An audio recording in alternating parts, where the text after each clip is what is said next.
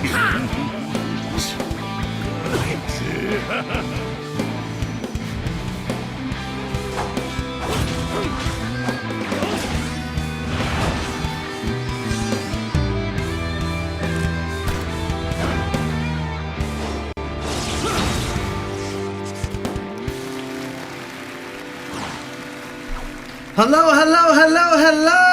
everyone. Welcome to another episode of That One Piece Talk. My name is Larry, Lawrence, Sam, and Lionel, and this is That One Piece Talk, where we talk One Piece. Woo! Let's go. Hey, why you look so much taller than me, bro? You see that, right? Well, it's probably because I'm standing up and you're a little farther back than I am. I don't know. Whatever. My bad. It was very noticeable to me. Loki and Hadruden, bro. That's a huge difference, bro. That's wild, man. Yo, what up, guys? How you doing? Episode 196. You see an empty chair. There's Lionel. He's not here yet. Lawrence didn't finish his Kage Bunshi. So we are just preparing his jutsu for that. Mm-hmm. And Lionel will be here out of nowhere. He waving hand signs over here. Yeah, he's doing the hand signs as we speak. That's boar. That's pig, moon, dragon. Yo, did you ever do the hand signs? Absolutely, bro. Did you? Yeah, I never did them, man. Yeah, bro. That's like saying you never tried to charge up a key. No, I tried to charge up. Yeah, you always gotta charge up. Yeah. So, but yeah, guys, listen, episode 196. Thank you so much for sticking with us. To all the new watchers and all the new listeners, I want to say thank you for being here. We hope you have a great time. We are going to be discussing One Piece chapter 1143. It was a pretty good chapter, in my opinion. We're going to get down and dirty with the chapter. We have some things that we want to say. And also, if we have enough time, we will be going to the One Piece Discord to talk to some of our fans. Yeah. So we are going to have, if we have enough time, we will definitely get to those. But we like hearing from you, so stick around if you haven't sticked around the whole episode. Also, please like the video. I know I ask all the time, but when you like the video, it helps us out a lot. So if you don't want to super chat or donate, because you don't have to, we don't expect you to. But if you do not want to, then just like the video. It does so much for us, especially for Spotify and Apple Podcast listeners. If you guys hit that rating and give us 5 stars and then leave a nice comment, yo, it does wonders for us. So we just want to say thank you. Also, if you wanted to send us something through the mail, you're more than welcome. The P.O. box is in the video description below. So with that being said, we do have a thing to open, but Sebastian decided to go to Miami and be a little thought. You don't blame it on me, bro. And now we can't open it because it's not here. Lionel, was it in the car? I don't know if I left it in the car or if he doesn't know what you're talking about, bro. Wait, you talking about the box you had before when you had it here, then he took it out? Yeah. I didn't see it in the car. I don't know if it's in the truck, but I don't remember seeing it. Yo, Society, I might have lost your package. We're gonna get back to you next week. Oh my it might be in Miami right now. I can't tell you, but we gonna get it. It's gonna get right. We're gonna get good. Wow. We're gonna get good. Wow. All right. Anyway, so here's what we're gonna do. We're gonna say what's up to chat, right? We're gonna say some chat names. We're gonna do some super chats, and then we're gonna take a quick commercial break and then get right into the chapter. So that's the goal for today. We will continuously do super chats organically. So that means after every couple segments that we have, we're gonna answer your super chats because we're a live stream, but we're also limited on time. So we can't just answer all super chats immediately. So listen, thank you so much for super chatting. Thank you so much for your patience, and I truly hope you have an amazing show because I know I'm gonna have one today. So, also, doesn't Lawrence look like Michael John White? Yeah. I was thinking of a Black Dynamite quote to say when you said that, but I couldn't think of any. Who interrupted my kung fu? Burnt his little legs on. I said some animation. Charred from head to toe. Yo, my thing about that scene is that when they flash to the kid, he's in perfect condition. Yeah. Like, he's not even remotely injured. He was charred. Anyway, but yeah, we got a lot of people in chat. Venus, Dr. Wu. I threw that before I walked in the room. Kung Fu treachery. I'm done. But yeah, I see a lot of people in chat. I see Mike D, Young Lou, King Mappo, Oh, yeah. Tech D Throw, RS Runner, David Stenson, Kevin Rodriguez, Michael D'Angelo, Patty Melts, Zeb Ag. I can't read that. Daryl Lawrence, Rhett Pressler, Mean Joe Green, Ciandre Williams, RPG Keem, Rono Ronan, Roy Stokes, Left Lane John Wayne, Kata Curry, Nate Hawthorne, Owen Loftus, Bingle Bungle, Rick Tudon, David Rep, Gerardo Ramirez, Dumb Society. Dang, sir. My fault, gang. My fault. It's on me. It's on me. Literally bro. states, don't forget the package too. And then he goes, please. Yo, my fault, dog. My fault. Yeah, there's a lot of people in here. Hit that like button. Society, if you want to hit the dislike button, I understand, bro. Yeah, bro. It's all right. If you got multiple accounts, just do it. There's nothing we can do at this point. Fault, That's bro. on set, bro. That's my bad. I handle a completely different part of the pod. Listen, I brought the package. Half of y'all didn't show up, okay? And then I secured the package in my home, and then I left the state. Sometimes Listen, we man. got matters to attend to. Right, Lawrence? Yeah, bro. All right, man. It's deep down, it's Lionel's fault, man. Honestly, It always comes down to Lionel. it should just be at your house then, bro. Yeah, but I never got back to my house. Yeah, you did. No, I'm saying from when I got back just now. It don't matter, bro. We're gonna open the package next week. If it's there. It's there. I mean, if somebody broke into my home, I don't have control over that, bro. Like, I don't. I told you stop messing around with them dirty girls, Oh man. my gosh. All right. Anyway, I'm gonna read a couple super chats. So we got $10 sitting from Grandpa 210. It says, "Love y'all, man. Came in early to pay my Larry tax for the week. Keep up the great work. Thank you, Grandpa." Another 5. Yo, all right, one. Yo, you guys are crazy. You guys go into everybody we collab with and start taxing, bro. What is wrong with y'all? Do they really? Yo, Yeah, That's they do. crazy. Everywhere. And now they taxing them. We don't even be in the video. Like, we don't even be in Yeah. the stream. They just be taxing them like same way. It's crazy. That's but wild. I love it, man. I love the support for the other. You know what I mean? Yeah, I'm bro. friends. So our reach is like. No, I'm kidding. We're the world government. They tax Rob and Life with Anime podcast and them because they gotta pay us their heavenly tributes. That's what it is. That's how they think about it now. That's wild. Because they're affiliated to the world. No, I'm joking. That's crazy. Another 5 from Luis Lopez. It says, "If you had a flashback that would power you up, what would it be? Love the pod. # Larry Tax." A flashback that would power me up. We all got traumatic past in some level, right? I don't need nothing traumatic. Ooh.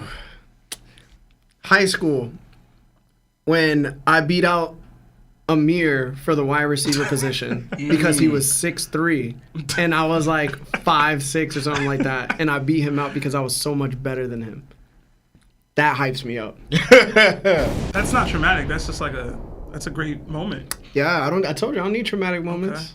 That's what Goku and them needed. I don't need that. That's real. I respect it. Real winners don't thrive off of trauma like that. I respect it, man. They embrace it and find something better. That's true strength. All right. I'm gonna stick with the theme of the series that we in. A lot of these people got some trauma. I got hit with a rock when I was really young, and it's kind of been a major focal point of my life since. Things I couldn't do when I was younger as a result, and it's been one of my motivators. Damn, bro, trauma dumping again. There's always I can't. There's always a Seb episode where he just trauma dumps. Yo, I can't do it with y'all. Normally.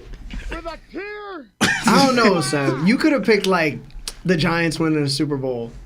That doesn't motivate me to do anything. I've seen you like get up from your couch faster than anybody in life. Listen and throw that punch. Everybody, that you listen. And then like you scream at the top of your lungs, And bro. you ruin leather jackets. Yes, like you ruin things in the apartment. Listen. We've had to like constrict you, But I don't- like saying don't do anything crazy. I don't go back to that moment and be like, You need to. I want to be stronger or something. You know what I'm saying? That doesn't happen. You know, you Imagine- get what I mean. Imagine you had like a Gatling of those punches, Sebastian. Yeah. Yo, you could beat Blackbeard. Listen, Seb hyped off his team winning in the playoffs is different Seb, bro. Y'all not ready for that. Especially when the Knicks hit like a bruh. Bro. Use that, bro. Listen. It's probably gonna be a year. Dude, I ain't get a lot of those. His hypest moment. Like if all your teams won. Think about that. Yeah, bro. exactly. Use that for motivation. Dude, his biggest moment would be like the Knicks winning the championship, but Carmelo Anthony coming out of retirement just to hit the game winner. Just to hit the game winner, and that's it. Listen, we can fanfic all we want, man. But Stephon Marbury coaches. listen, y'all gonna make me cry up here, man. Anyway, another two. Did y'all have flashback moments that y'all wanted to highlight for the people? I was thinking of something. I don't really have anything. I right got now. nothing off the top of the head. All right. Anyway, another two from Ant Womack, but no super chat tags. So next time, let us know your thoughts. Another 1 month at Nakama Status from Hans D. Zoro. It says, hello, hello, hello. Excited to be back. Let's go. That's my best Larry impression, I guess. I don't know. It's pretty good. Another 5 from You David. needed some like trauma to make it better. You said nah. I gotta pull just from happy moments, bruh. Apparently. Another 5 from David Stenson. You are sitting in front of Oda and can each ask one question. What are you asking? I think we've been asked this before. And Yeah. I don't know if y'all have. Wait, the real thing is, are we gonna actually get the answer? Because Oda Yeah, trolling. Okay. Low key, do you support the world government? Wow. Yo, I'm serious. Is that bro. who you? Are you emu? I'm serious, bro. Wow. Do you support them, bro? If so, that's something I'd like to know. Because they might not be the worst people. I mean, they're the worst people now, but before, probably not. Did Garling scar Whitebeard? I knew what I was going to say. Just let me know. That way you get a definitive answer and we can move past it. Okay. You know? Lawrence Alano. I thought something stupid. What? I don't know. How come no black people have conquerors?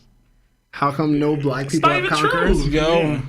name a black person in the show that has conquerors hockey. Kaido black, bro. Okay. Okay. What is he supposed to be? He's supposed to be Mongolian. Whatever. That's not black. He black. No, he's not. Kaido got the same skin color as y'all, bro. That's a black man.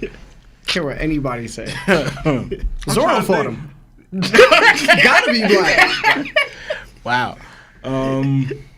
I'm trying to think of a black conqueror. This is Yo, kinda there's crazy. not. I was Me sure and that Lionel was one peeped out this a there. while ago, but No, we didn't bro. want to support. Sengoku The got a racism. fro, man. What we talking Yeah. about? He's bright skin, man. That dude is Asian. He just Listen, dark. He just dude. bright skin, Listen, man. yo, y'all remember me when I had my fro, bro. That's Yo, Sengoku, bro. Sengoku is He half mad black. Chinese, bro. Yeah. Listen, Or man. Japanese. They're Japanese. He's mad Asian. Like even when you see him back when he was a kid, very I don't know how to word it. Asian cultured up. You know, because you know what's Asian racist. cultured up. That's I what don't you know. went with. I don't know. Yeah, I don't know. That's what Telling you, bro. Kaido black, man. One of these people black. man. Yo, Yeah, not one of Kaido them, black. I'm telling It's you, not- it's bro. not a lot of He's not time. even human, bro. We can't. He doesn't count. Why are you asking? That's racist. That was a racist comment you made. He not even human? He's not. though. Okay. He actually. Lawrence 2.0. man. Wow. Crazy. It's really wild Oh, out man. here, bro. Crazy. But anyway, let's do 3 more super chats and then we're gonna get into the chapter. All right. We got another 5 from Hans D. Zoro. It says, as always, here for the great One Piece theories known to man. The greatest One Piece theories known to man. Love you guys for what you do. Hashtag Larry Tax Paid. Thank you, Hans. Yo, I got some theories. I got some good theories. For this chapter? Yeah, I got like 2. Okay. Two really okay. good ones. Let's go. I don't know. Hopefully you guys mess with it. We'll see. Yeah. Another 5 months at Nakama Status from Figureland Shampoo. It says, hello, guys. I hope you guys are doing well. Thank you. Hands up. Same Thank to you guys. Hope the whole chat is doing well. Yeah. Man. And then another 20 from Wise Life Jody. It says, what's up, fellas? Excited for the chapter review. I skipped the hashtag Larry Tax last week, and some Holy Knights showed up at my door asking for double. If only one can be a conqueror, who would you rather it be, Dragon or Mihawk? That's a good one. I'm going Dragon. That's a great question. Yeah. Who would I I am- rather it be? I'm conflicted on that one. Because I've always wanted, like, Zoro's sky splitting moment to be with Yeah. Mihawk. Like, it's always been a thing that I've always envisioned to happen. So, for him to not be a conqueror, that means it can't happen. Which kind of sucks. But, like, I feel like if Dragon's not a conqueror, then, like, it devalues his mission to me. Yeah. You know what I mean? And even his place. I know we crap on Dragon a lot, but we still have expectations of him. So it's like, if he's not meeting them and he's not a conqueror, he's not living up to them, I'll be even more disappointed than I am currently in him. Yeah. So like Mihawk, we've already had he doesn't have the attitude of a conqueror conversation a few times. So I'll go Dragon would be my choice, because even though I'd be personally disappointed with Mihawk not having it, I don't think it has as big an impact on the story itself as Dragon not having it would. But that's me. No, I agree, and I'll be disappointed because, I mean, unless Zoro's instance for this case, like he's gonna be, going against the Gorosei, and he's gonna get his one-on-one against them. Because right now Zoro hasn't had a legit one-on-one battle. Yes, he fought Kaido, clashed with Kaido, but that wasn't his one-on-one battle. You know what I'm saying? And for him not to get a Conqueror's Haki battle with someone, I don't like. Yeah. And if not going to be Mihawk, it's just like, I don't really fully expect it to be Mihawk because, like you discussed, Mihawk might not even be one. But Dragon, to me, it was kind of stated by Ivankov that he was. You know? When Luffy showed it, he said, "Oh, he's just like his father." I paraphrased it, but he linked that to Dragon. So that we don't get it, and like Sebastian said, it would diminish Dragon and all he is, and you're not even a conqueror. It would lower us how we see him a lot to me. You know, like your driver, you're doing all this. To me, it would take away from his character. Yeah, I would rather it be Dragon. For it to be Dragon would make the most sense towards the narrative of the story. We're looking at the expectation of the story going to another height. That height is the world itself. Mm-hmm. We're not talking about a specific type of fighting style, right? And there's not much narrative that goes towards Mihawk besides him and his fighting style. Anything above that is just, what's the importance of the One Piece? What does the Void Century mean? What is the world government doing to the overall world? The ancient weapons are involved. Therefore, we need somebody to go, okay, we are going to challenge you not only for those weapons, because those are of our ambitions, but we need to have somebody that also replaces you because you will start to mistreat the world itself. And then you look at Mihawk and you go, oh, he's just a strong swordsman. Yeah. So it's like, damn, there's nothing really there for us to be like, yo, Mihawk should be more important than Dragon himself. Mm-hmm. Therefore, I think Dragon should have the Conqueror's Haki, because what he's trying to do is necessarily what Luffy's going to do. And in order to try it, you need to have this specific amount of requirements. And therefore, even if Mihawk is a conqueror, there's no way he's a bigger conqueror than Dragon. Yeah, right. I agree. All right. That was some Dragon love from TOPT. I know we don't do it a lot, but there you go. Yeah. All right. Anyway, guys, we're going to take a quick commercial break so we can get that out of the way, and then we're going to jump into the chapter immediately after. And then after we're done with that first segment of the chapter, we're going to get right back into Super Chats. So please, like the video if you haven't. It does us wonders, and we'll be right back, okay? Marv? Hello, Nakama. Have you ever browsed the internet and come across a sketchy site that had a video of the thickest Latina you have ever seen? Well, I have. Have you wanted to click, but you couldn't trust it? Listen, I've been you at that moment plenty of times. I couldn't trust the hackers and loopers, the government, or even our internet service providers because I knew they'd be spying on your boy. I wanted something on my phone, computer, and tablet to protect me. Who am I to deny myself the desserts of life? But who are they to know how long I watched that video? Here's the thing. At Topped, we are now affiliated with NordVPN. It's an application that hides your IP address and online activity and helps you stay safe on public Wi-Fis. You also can connect up to 10 devices at once. NordVPN is available on all devices, bro.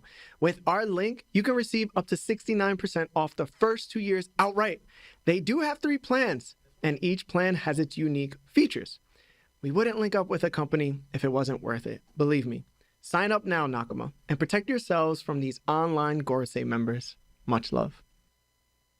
This episode is sponsored by BetterHelp. Have you been struggling lately? Maybe having difficulty sleeping, struggling with a relationship, or suffering from low self-esteem? Listen, I've been there. We have been there. If so, then today's BetterHelp wants to help you. BetterHelp offers licensed therapists who are trained and here to help you out. Talk to your therapist in a private online environment at your own convenience.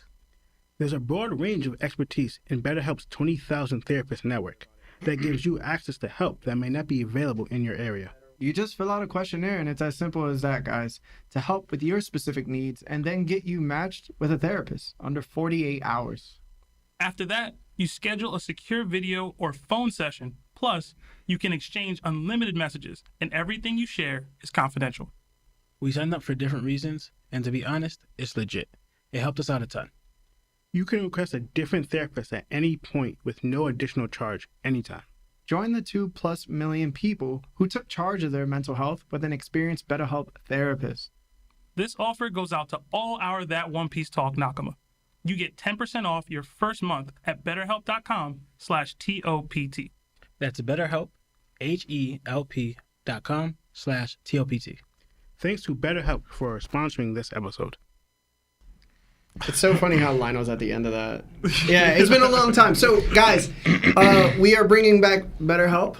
They settled their settlement within 2023, and they've been going crazy and reinforcing their image and the way they do things now. So, we wanted to give back the BetterHelp sponsorship because everything is officially fixed. Everything's reinforced. You know, everything's good now. But, you know, and it's funny because people were telling us to take away the BetterHelp ad because of what happened. And that was actually before we even got with them. And they just didn't settle anything for so long. So now that it's settled, it was in 2023, we're in 2025. It's a whole brand new company at this point, and they're doing very well. And they've been well since we've been working with them. So guys, we hope you enjoy both of the sponsorships. If you want to take advantage of them, please do. But for now, we're going to get into the chapter. So, guys, are you ready? Yep. Yeah? All right, let's do it. All right. The chapter begins without a cover story this week, thank God. Instead, we have a reader request. It reads, a Straw Hat Crew car chase. We see the Straw Hat Crew riding flying fish in a Mario Kart style race. What were your thoughts on the reader request, guys? And we'll start with Law. I didn't really have much. I didn't really pay too much attention to this. I just happened to notice just the two front, Luffy and Zoro, they're racing, and it seemed like they're the only two ones that kind of be seeming taking the race a little more serious than the other ones. And I think it's funny that you have the top two of the Straw Hats, top two, but also because not like all the numbers matter, but for them it's like Luffy's 1 and Zoro's 2, but then 3 is Nami, and then Sanji's 5. So I was like, I'm trying to think of the order they're going in. Like, I don't think order, but I just think it's funny. Because also, too, if you look at Luffy and Zoro's faces, they're in competition with each other for this top spot. So I thought that was dope. I actually kind of like that. It made me think of, is this also symbolic of, not necessarily the crew, but like them too? Like, are them pulling away from everyone else because they are the two, really only two conquerors in the crew, and they're leveling up or growing really fast in the One Piece world, Luffy and Zoro and everything. So I thought that maybe that just kind of like them just getting ahead of everyone else. But besides from that, I didn't really have much. All right, Seb? I thought the numbers was just the order in which they joined the crew. That's what I thought. Yeah, maybe same. I was tripping. No, but, same. Yeah. I thought the same thing. Maybe. Yeah. I mean, I thought that too. Because Sanji's 5, Yeah. and he was the 5th person to join. yeah. I thought it was dope that Brooke was all the way in the back and like seemingly about to just walk off of his. Like he's on the thing with Robin, but he's like playing the violin and just walking. Like, you just gonna walk into the ocean? I know he can run on water, but like he's walking right now. Yeah. I just noticed Jinbei. You come on. I man. just Yeah, noticed. that's crazy. You Come didn't on, notice bro. Jinbei. I didn't pay much attention. He was the first person I looked for because I noticed they were doing the flying fish thing. So I was like, he's in the water. Like, I thought that was funny. He's like, I can keep up. Yeah. Loki probably winning. Facts. Like, I'm gonna be real with you. Facts. I don't see flying fish outspeeding Jinbei while he's in the water, but that's me. Is Usopp riding Frankie? Yeah. Okay. I was like, Frankie's his own Yeah, Frankie has a flying fish under him. Oh, okay. Yeah, I didn't yeah. see the flying fish for Frankie Yeah. before. I was like, I thought Frankie was just jetpacking or Yeah. something. But other than that, it's cool. And cover if story. Usopp is the 4th one, that would explain why Frankie has an 8 Yeah. in a way. Does Usopp have a 4? I just assumed Yeah. it was in the order they had came in. Yeah, but Frankie was in 8th. He didn't join as the 8th person, did he? Yeah. Am I tripping? No. If you're counting Luffy's 1, Zoro's 2, Nami's 3, Usopp's 4, Sanji's 5, Chopper's 6, Robin's 7, Frankie's 8. Yeah. Oh yeah, you're right. Because I was thinking Brooke also 9, Jimmy the 10. low-key real order they joined, you know? Oh, the real order is Yeah. Yeah. Zoro at 1, Yeah. with the tiers thing. No, and that then makes Sanji sense. 3. Yeah, yeah, And so, Two. yeah, Yeah, so, but- yeah. Yeah, that makes sense. But that's really it for me. Also, Nami was out here with the Yetis, bro. I was waiting for what he had to say. Yeah, I was waiting for that's what it. he had to say. I can't. Bro. Yeah. Lionel? Yeah, I thought the same thing with Sebastian, honestly. I love how you said Sebastian. Yo, my Uber driver called me Sebatino today. And I was like, yo, why? Yo, you're Italian. Why bro. did that happen? Yeah.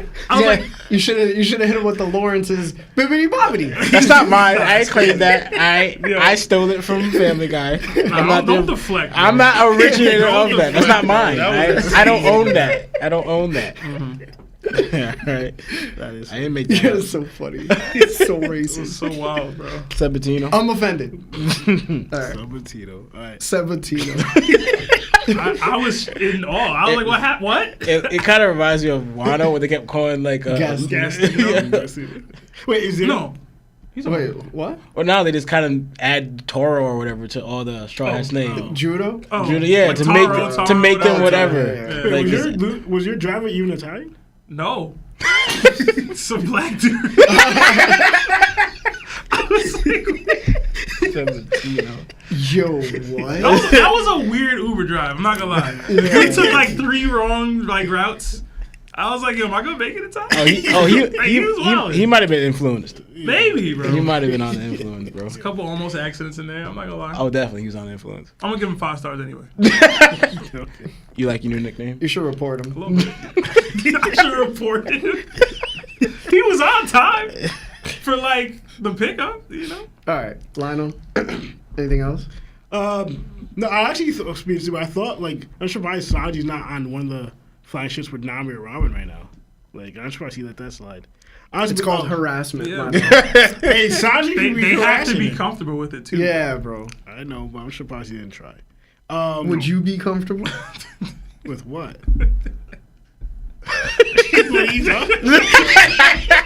Yeah. But no, I thought this was pretty cool. I actually maybe thought of like you brought up Mario Kart, like them actually having a mini game of them racing, like a One Piece mini game race type of thing, like their own version of Smash. Well, I said Smash Bros. Mario Kart. Yeah, Yeah. I thought it'd be pretty dope. You know, They call it the One Piece Bang Bus. why? Yeah, it's a good name, bro. I can't even with you, man. They just be in buses. They're on flying fish. They're on flying fish. All right. All right, bro. Oh, also the Chopper Zoro dynamic is always cool to me. Yeah. That little brother thing. Yeah, you do. yeah. My bad. You done? Yeah, I'm done, man. All right. So for those that don't know me, I like to write my thoughts down. So I don't usually just speak off cuff because I'm much better at speaking through my notes than I am off cuff. Sorry. Go. I just noticed now it's random, but Sanji and Zoro are reversed, color themed. Sanji's green and Zoro's blue. Has Sanji ever been blue? No, Blue suit. It's his color is It's blue. blue. Yeah. Yeah, Zoro's color is green. I don't think it was Okay. enough for you to interrupt. Yeah. me, but- that I'm gonna just be real with you. Hey, That what was- messed up? I'm just saying what I messed I was up. like, damn, yo. You really. He must have caught something. Yeah. I was like, yo, what you caught it? This is about to be amazing. Man, it could be a deeper meaning. I don't know. I literally thought you was about to ask me, bro. That's how I felt about your theory. No, that was very alright. And I have I a was little like, more to you're add. there, Yeah, I have a little more to add to that this chapter. Alright. Just a little smidgen. Can't man. wait. Nothing. It's not. Don't expect that. I have no notes. Nothing. I'm not looking forward to it. You lower my expectations after that. Listen. All right. Oh man. The first thing I want to point out is Sanji being in 5th place. Seems legit. Shout out to Oda for the callback to Sabaody Archipelago's Rosy Life Riders, formerly known as the Flying Fishman Riders, and their leader, Deval, Sanji's twin. Pod just started, and I'm on a Sanji tirade already. Lord help me this episode. I can't express enough how much I love the dynamic between Zoro and Chopper. From the unforgettable moment In Alabasta's filler episode 102, where Zoro advised Chopper to have a dream beyond his dream, to Zoro swimming mid-air to save Chopper during Skypiea, their bond always shines through. Whether it's Chopper randomly jumping into Zoro's face, putting Zoro in the walls of Jericho for being mean to Robin, or Zoro casually washing Chopper's back during bath time, their interactions are pure gold. Remember that cover story with Zoro and Chopper just cruising on a bike together during chapter 854? Now we have them again in the reader request, simply vibing. I hope we get more of these wholesome moments post-time skip, because a lot of them were pre-time skip moments. Their bond is just mad special. Last but not least, Jinbei refusing to ride a flying fishman and just deciding to swim instead was absolutely hilarious.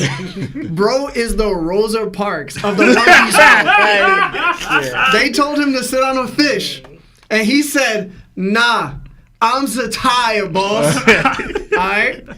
Oh, and shout out to Naomi for having the Yiddies out. Yes. She clearly understood the assignment.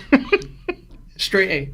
Straight A. Also, tell me Sanji doesn't look like Jean Girard from Talladega Nights, Ricky Bobby's rival. Oh, nah. He should be here first then. Yo, Listen, Jean Girard was out here, bruh. Ricky Bobby. I overestimated you, Ricky Bobby. Just say you love crepes. He said no. What?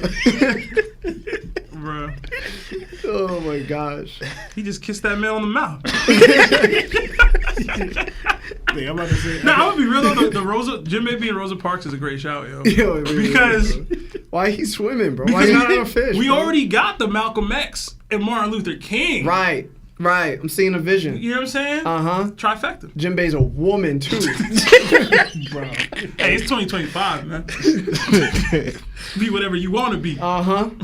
Be that. This is disturbing. This is not. Say be that. I don't. Change gonna come, man. I don't. I hope not. All right, anyway. Jinbei, you feel me? Exactly. You feel me? Exactly. I'm with you, bro. Ugh. Y'all need to chill. Yeah. Ow, I'm gonna say that right now. We're gonna see another version of Jinbei with Sanji, bro. Oh, Like the Listen, Mokama man. thing. That's what man. you're saying. Listen, man. Jinbei is a real thing, bro. Stop. All right? But other than that, let's hit these super chats and then let's get right back into the chapter. We'll do like 10 super chats. Okay. Yeah. Fine. If my computer loads, bro. Oh, man. If it loads at all, bro. Try. You got this, All bro. right. We did get a $50 super chat while we were chatting from Trey Bus.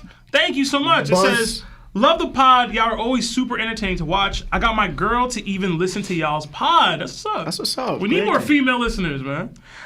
Genuinely, Look better, bro. No, I'm joking. Wow. You know, I think that was to you though. this is one of my Listen, bro. moments. Listen, bro. This is one of my traumatic moments. I'm flashback. I was on a live This stream. is why Sebastian lost 200 pounds.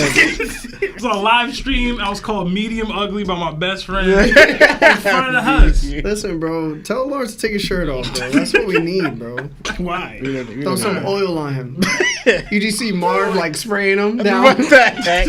Damn, I don't know. I gotta finish the super chat, bro. All right, my bad. Genuinely wondering, Odin versus Kizaru, who y'all got?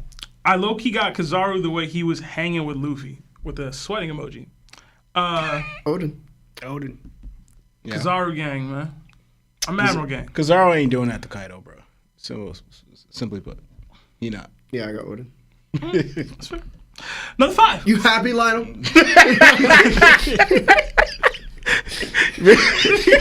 He just had the oldest list. He's just He like, bet we back. I didn't mean it. No. Lionel's like, I had a really hard day. Work was tough. The week wasn't good. Listen, man. I'm gonna put a poll up, see what the chat got to say about it. My bad. All right, we got another. Where was I? $5 from Sexy Sasquatch. It says, let's go! Another TOPT. Another great chapter. Hope to see some more of Lionel's great quotes. LOL. Hashtag busted open. Hashtag size matters. Hashtag look at his hammer. Wow. Yo, bro, you're a wild. Yo, I said that. Yeah, bro.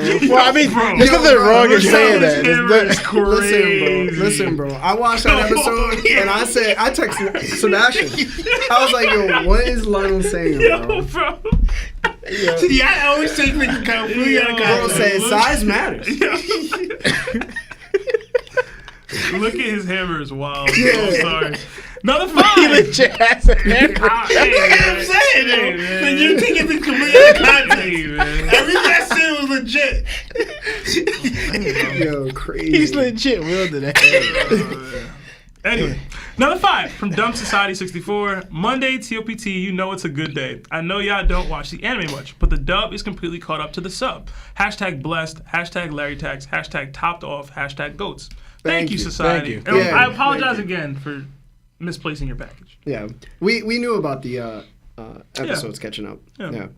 Another 5 from Nasty XL. It says, I knew Harold was an op. Oh my God. Larry D. God Knight was trying to cover it up. Ha ha ha. Love the pod. Thank you guys for everything y'all do. Hashtag Loki. Hashtag next straw hat. Thank you, We bro. will get into the Yeah, we're gonna Harold get into stuff that. a little later, Yeah. but thank you. Yeah, thank you so much. Yeah. Another 4 months at Knockable Status from Daryl Lawrence. It says, just want to share the love with y'all. Hashtag white tax for life. White for life is Daryl, wild, thank you bro. so much, bro. Thank you. Hey, man, I respect it. Another 5 from King Ray. It says, Water 7 is the only island to get a Straw Hat baguette without getting their government reset and homes destroyed beforehand. Hashtag Larry Tax. Hashtag like the stream. Okay. Yeah, nothing was really destroyed in Water 7. They was just... Not Water 7, but in its lobby. The thing about Water 7 is they were technically always getting destroyed just naturally. Yeah. But yeah, kind Yeah. of. Yeah. No, that's a good point out. Well, Saboti, they kind of still doing their thing. So. But that wasn't a place where they needed to be... I mean, But either was... He said Water only 7. island. They went to that island and they didn't get nothing. I mean, Oh, there was a tree taken down. Oh, I think he's saying banquet, not baguette. That's why. Okay. Yeah, because I definitely read it says baguette, and I read it as baguette, and I don't know what I thought that meant. It's all right, but, bro. Anyway. But did they conclude Water 7 and Nose Library together? Like, because the banquet was like at Water 7. Yeah. Because it was like the Water 7 was set up in Nose Library just to go back to Water 7. Yeah. It's like the same art, kind of. I mean, it's different, but they're kind of tied together. Either way, though. Yeah. All right, another 5 months at Knockable Status from Tech Throw. It says another month with the GOATs. Hashtag Colombian fans. Hashtag BBC. Hey, shout out to Hey, Colombia. man. Yo, I really want to try Colombian sancocho, bro. Bro, it's so good. I haven't tried it. I really want to try it. So good. Yeah. Bro. So good. Okay. Yeah, Paul used to make it. 3 more. All right. 3 more another, to get to the chapter. Another 5 from Rep Pressler. It says, New Herald was an op. Hashtag Oh free my Loki. God. You're going to get some of these today, bro. I think it's a little premature, but you're going to get some. Another 14 months at Yonko Status from Roy Stokes, our guy. It says, let's go. 14 months with the GOATs. And he also donated another 10 gifted memberships. Yo, Roy, bro. Thank you so much, Roy. Thank you for the year, my brother, and also thank you for the gifts. Yeah. Seriously, to everybody, please say thank you to Roy. Yeah, man. Use those emojis up. Yeah. He said, much love to y'all. Yeah. Another 2 from Society. Don't forget the package too, please. Sorry again, man. And then finally, another 2 from Project Iceman. It says, friendly Larry Tax inbound. All right, guys. Like I said, we're gonna get right back to the super chats after another part of a segment of the show. Okay, after this part of the chapter. If you haven't liked the video yet, please like the video. I did want to shout out Iceman again because he did also gift 10 memberships as well. So Yo, throw another knock on Iceman, myself. thank you as Thank well. you. Please, everybody say thank you to Iceman. All right, guys, let's do this. We open the chapter, and it's titled Holy Nights, to find Saul chasing down the sleepwalking children. He's shocked to see them wandering in their sleep. Robin and Chopper, perched on his shoulder, remind Saul not to touch the children, recalling what happened to the gym teacher, Wolf. That just sounds crazy. Saul remembers, but doesn't notice anything visibly wrong with the children, so he decides to try distracting them anyway by touching one. Also crazy. As soon a minor, no, I'm joking. As soon as he does, he's stabbed. Saul cries out in pain, clutching his arm as he falls to the ground. Robin and Chopper are confused, unsure of what just happened. Meanwhile, back at the Walrus School, Anjay contacts Dory and Bragi to inform them that they have children, that the children have mysteriously fallen asleep and begun sleepwalking. The cause remains unclear. The Giants celebrating in the Western Village grow concerned, especially after learning about strange monsters spotted in the nearby forest. The sleepwalking children are heading down Branch Route 8. Nami and Jinbei are worried about the unfolding chaos. A giant climbs to the rooftop of a building to confirm the route and realizes it's the same branch that Loki has set on fire. The Giants are drunk, and so is Brooke. Nami scolds them, insisting that they've had enough to drink. Suddenly, we see the giant firefighting Savar on their way to Branch 8 to extinguish the fire. Everyone is counting on them. As the firefighters make their way, they spot something emerging from the forest. The undead Dragar. The monstrous figure swipes at the firefighters, destroying their entire ship with one strike. The Giants in the Western Village watch in complete shock at what they've just witnessed. So, what were your thoughts on the beginning of the chapter? And we'll start with Lionel. I mean, I don't have much here because it kind of goes into because I think I'll be jumping the gun if I start saying. I mean, it's not a lot what I'm gonna say, but Then just leave it for the next one. yeah. Okay. Nothing else? I just thought it was just nah. I'm gonna wait. Yeah. Okay. Seb? I didn't have too much on this either. I thought the way the rose thing, the thorn thing popping up worked. It's a little wild. I thought the same thing you were thinking. Don't touch the kids. You know what happened to the gym teacher? Yo, what, man? Yeah. This just Facts, sounds bro. crazy. I was like, this sounds insane. It sounds wild to hear it. But how do you stop this then? I was really trying to think of how you would figure out a way to stop it. I mean, there's probably dozens of ways. I didn't have time to really jot anything down or think about it. And then Jarl saying, is it Jarl? I think it's Jarl. Jarl or whatever. Yaru. Yaru.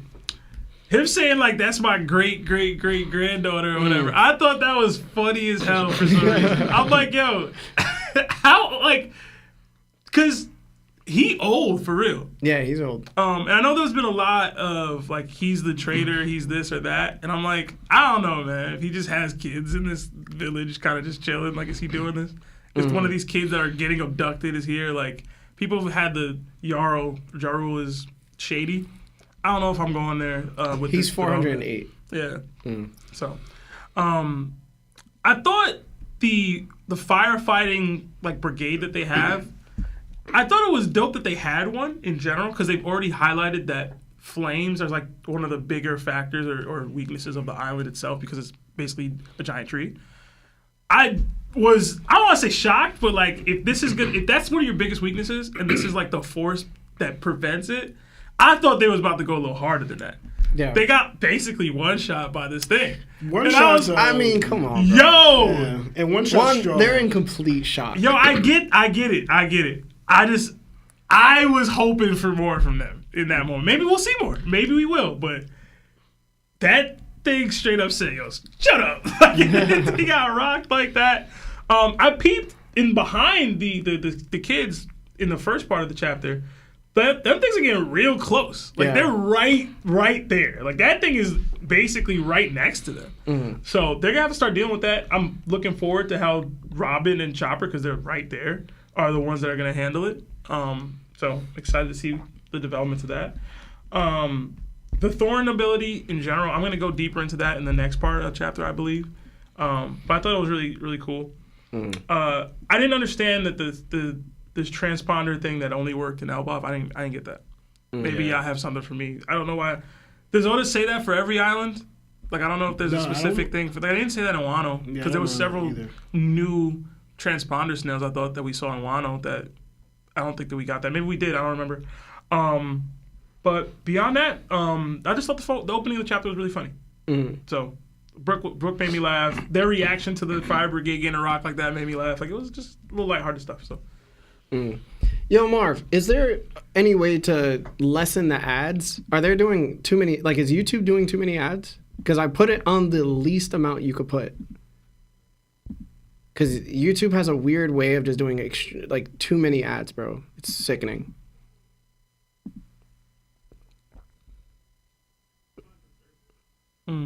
That's the lowest, right? Okay. Guys, listen to me. If you're getting way too many ads, it's not our fault. I put it on the lowest you can possibly have because I try not to do it for the live show. So afterwards, if you want to stop here, you want to stop watching and watch after, I'll fix the ads after. I promise. It's just nothing we could do about it. It's a YouTube thing. It's not Twitch, you know, like how like Twitch, you become a member and then there's just no ads at all. YouTube doesn't actually have that feature. So I deeply apologize if it's ruining your experience, okay? But for the time being, just bear with it. But yeah, Lawrence? Sebastian kind of covered a few things I wanted to say. Like I wanted to mention before, like how like the monsters in the back, how close they are. And I was counting from once you could kind of see, there's about 5 of them, like right here. Like, that's a lot right here, already at your doorstep. You know, like is this close, right? And then we also see that little right later on where as soon as they took off, one popped up out of nowhere to smack them, showing that they're already right here. In the far distance, last chapter, we saw how far they looked. But then again, if you're that big, you're going to cover ground like nothing. Yeah. You know, like they're way bigger than the Giants. We just seen how much they towered over them, right? So they're right here. And then if you even look at the next panel, right, when it shows like all the children have fallen asleep, you see the snake that you barely saw its head, its body's more like up now. So you kind of can kind of guess what monsters are like, I guess what at the library or at the school is already going to be there, right? And I was thinking too about like Saul situation where you go to grab the kid because yes, you were warned, but you still don't really know what it is. So how do you find out? You mess around. Stupid, right? And there's only one way to really find out what it is. And also too, for what I could gather, even though he just experiences, I don't think for example, even though it's kind of still invisible or transparent, we see it. I don't think Saul or them are able to see what just happened. You just know you just got poked up, you know? So I think it's going to be like, I don't know what it was. Something invisible kind of like stabbed me, you know? But we see it, you know? So I think it's just like a part of, I guess, you know, the thing that's happening with them, right? And it's weird too. Like he asked like for the arrow thing. He called it a cloth, you know? Instead of an arrow, I guess, because I'm guessing that's Gunko's ability. The arrow that's like that we brought up before, that's like leading them. Unless it's part of that guy's ability, that's why it's wrapped around him. But he called it a cloth. So I was like, all right, so you could see the arrow, right? Which makes sense because we saw Loki see the arrow. But you called it a cloth. So does it look like clothing? Like, does it look like a garment to you? You know, like I thought that was very interesting. Like, why a cloth of all things, right? And then going into like it made me laugh though. Like Nami pointing out, right? She says. And there's a fire too. Going out all the time. The kids are falling asleep. The kids are sleepwalking, and they're walking away. Just like we don't know what's going on with the kids. There's a fire. Like what is going on? Where all this sudden danger just happened all at once? You know, it's like bizarre. Why is everything just happening now? All at the same time. You kind of think like it's like a plan or something, like a plot, right? But we all know part of it's a plot and part of it's not. But it's just funny how she doing out like why is everything just happening all at once? It was cool. You guys were partying. We're chilling. The end or bam. Everything, the worst case scenarios, the kids are involved, monsters are coming out, and there's a fire. It's like, probably even funnier for Nami because she left for a little bit. Yeah. Everybody just drinking. I come back and it's up. Like, what happened? I wonder if Loki, she must think, what did Luffy and Zoro do? Because, like, you know, as soon as I left them, bam, stuff popped off, you know? And then usually they are kind of at the center of it. When in this case, they kind of are. The reason why the fire happened is because Luffy wanted to mess around and let Loki free. Like, you know what I'm saying? So part of it, not necessarily the kids thing, but like that, they're kind of in it. And like they put out even pre-time skip. Like Zoro mentions out when after 2 years, they see Luffy's in the like, why are you always in the middle of something like crazy happening? That's Luffy, right? And I think for the snail thing, I noticed that it's called not a snail, but a pill bug. Right, I didn't really look up what that is, right? If that's a different type of snail or whatever. But I'm thinking maybe because it's not size, because most snails are anyway.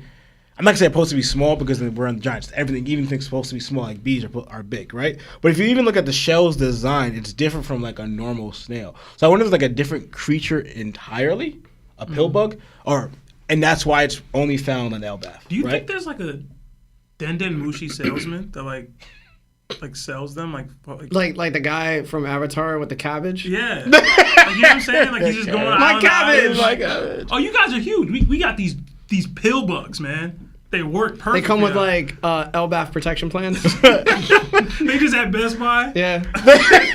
Like those people be trying to sell you cell phones, but I got these snails for you, man. That's Maybe not I cell would. phones, Lawrence. Huh? Never mind. I don't know what he's talking about. Nah, I don't. Yeah. Anyway, but yeah, so so yeah, and the I think we got there. Yeah, I think that's what I didn't have much here for that part, and yeah, so I'll end it there. All right. Listen, man.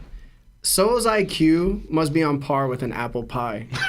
Cause bro, after Wolf warned him, and now Robin too, what made him think it was okay to touch these children, bro? Like, come on, man. At the very least, he could have poked them with a stick or something just to like test the situation. That moment really showed me why he was a vice admiral. Am I right, Lawrence? Like, come on, bro. A giant and a vice admiral. Lawrence Come on, bro. Saul is trash.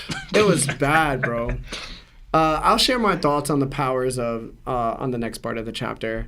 So I don't have much to say about that just now, just yet. Honestly, I never considered that Elbaf would have a dedicated firefighting squad. Never. I don't know why I didn't think of that. Maybe I just be thinking too complex about things, and sometimes I need to take a step back and be like, yo, it's mad simple. Just never thought of it. I actually always figured that all giants, because it's the previous generation, probably knew some form of like Hakoku sovereignty. So they just cut the branches down that way. Just because Dorian Bragi knew from jump. Either just casually just. Yeah, I thought it was like, that'd be kinda wild, well, man. they're warriors. Yeah. Like all of them, the previous generation are all warriors. And Dorian Bragi did it, so it's Yeah. not like it's uncommon. I expect Hadruden to do it. Yeah, because they're not the strongest. Yeah, I expect Loki to do it as well. I expect most of them to do it. I didn't expect the new gen, like these children, right? Because they're the ones living through King Harold's peace. So I'm just like, all right, like of course they wouldn't know, but they would be taught probably later on just for the purpose of taking care of the Atom Tree. I also want to go on record and admit I was completely wrong about the figures turning in from dreams into reality being hologram-like. Totally off the mark. They can actually touch and destroy things, and this ability is insane. The potential possibilities are just mind-blowing. I can't wait to see what the drawback is, and also what this is going to teach Luffy about his ability to draw things out of his mind. So we'll talk about that in the next chapter, next part of the chapter. Okay. But yeah, let's hit. Yeah. Real quick. Maybe I'm slow or I'm forgetting something. So I think we did discuss this, but for some reason it's like almost like brand new information to me. Me just noticing, right, about Saul's leg. Did we talk about that? Yes. Okay. Yeah, bro. All right, then I'm just tripping. All right, just wanted to make sure if I was tripping or not. You be tripping. Wait, you just noticed Saul's leg is missing now? No, but the more thing is like the whole oldest, like there's supposed to be someone coming with a peg leg, right? We got him, bro. Yeah, that's like that. So then also There think you the go. eye patch next. So I was thinking, was it Saul? Like me, yeah. So I just wanted to confirm if I was tripping or not. I mean, but that was mostly towards actual piracy. Like, we expected the person who's going to come, he's going to be a pirate. What you think Saul is right now, bro?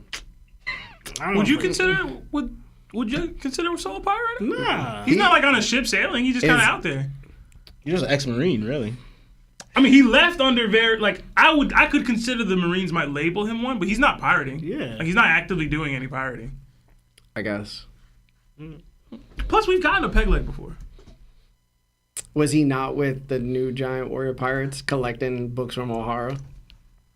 He's definitely a criminal at this point. Listen, mean, I would to the be world- not- I to the would- world government. Was to he the world not government. stealing goods? I would not be shocked if he's labeled a pirate. I'm just saying he's not doing any I don't know. pirating. That was very pirate-like, bro. And yeah, and Zeph was a peg leg. Yeah.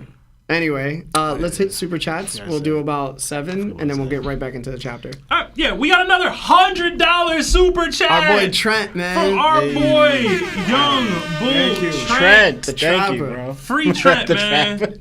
The Free Trapper. the guy, man. It says, "Yo, Top Gang, glad everyone's back healthily. But I got to say, I wish Larry was there last week to defend his Boa over Dofi take he had. But anyways, glad everybody good now. Hashtag topped on top. Hashtag Dofi gang. Hashtag Law loves Marco. Hashtag PS who wins Crocodile or Gecko Moriah. Crocodile right now. Yeah. It'd have to be Crocodile. I'd say Crocodile even pre-skip. Low key. Moriah gotta give him some water or something. You got this. He's a login. Moriah doesn't have to get water. No, I'm saying Moriah literally has a shadow ability. But I'm saying he can't hurt Crocodile. You can take a shadow though. Why wouldn't he be able to take a shadow? Yeah. I mean, if you, Crocodile got speed feats we don't know about. but Three times game. Crocodile can like dissipate. If I turn into dust in the air, like there's no shadow to take. Why wouldn't you have? But once There's nothing to reflect. Yeah, There's bro. no shadow there. So Crocodile just gonna stay in the dust form? But he can do this and then pop up on Moriah and drain him. Like Crocodile has easier win conditions than Moriah does in that fight. But I think once he grabs the shadow, it's kind of just over. Hold on, you do know the shadow has to be there. If Crocodile's main body is floating or doing whatever, So what did Luffy get put into? the brick bat, the box, the brick box. Yeah, right? so if he just does that to Crocodile. One, he's got to close it in time, and again, yo, y'all acting like Crocodile doesn't have the ability to just kind of disappear. Like Listen, but you're also forgetting. Remember, didn't Robin have Gecko and about to break his neck, and he actually did it? Then realized it was Gecko to switch with his shadow. Like that didn't happen. The difference is Robin had this setup that needs to happen there first. The set like when Crocodile yoked up Luffy. I can instantly start draining you. I don't have to try to break your neck of a dude who's much larger than me, like Robin was trying to do. Gecko probably not even gonna like get off his back. Sebastian, also too. You also, Yo, Sebastian. he doesn't have Haki. He doesn't have a means to. Even if he traps him in this box, he has no means to actually hurt him. Like he just doesn't. That's not true. That's not true either. He has an army of zombies that could support Do they him. have water? No, They could easily get Do water. they have water? They can easily get water. Again, if he's he can have getting- them all with backpacks. No, they can't use water. Are they? No, they getting- can get water. No, but they can't. They would no. They would can't. get affected by the water.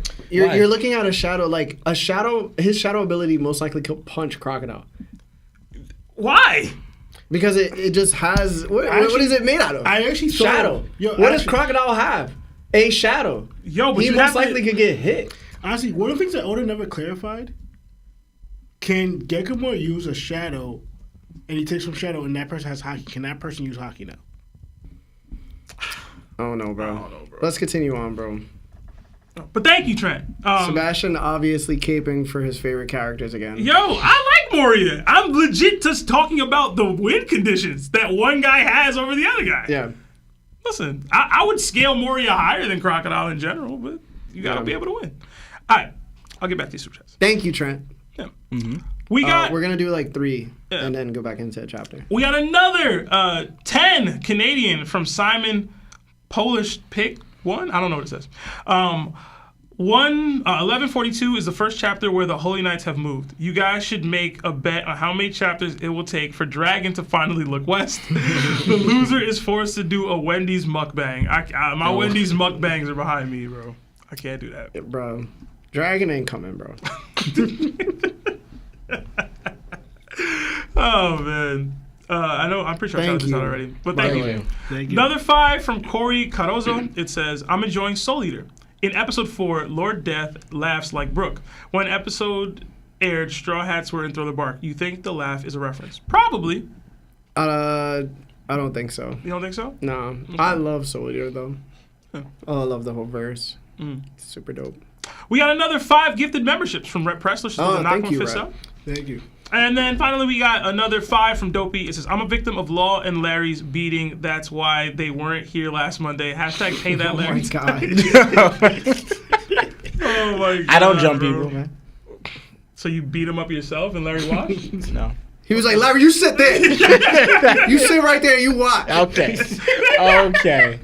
That's crazy. That's wild. Yo, what was that? You stay there. You watch. It was some Nicolas Cage. Yeah, it was a Nicolas Cage. Oh my God, yo. That's wild. That's terrible. It was terrible. Let me stop. I can't get into that, man.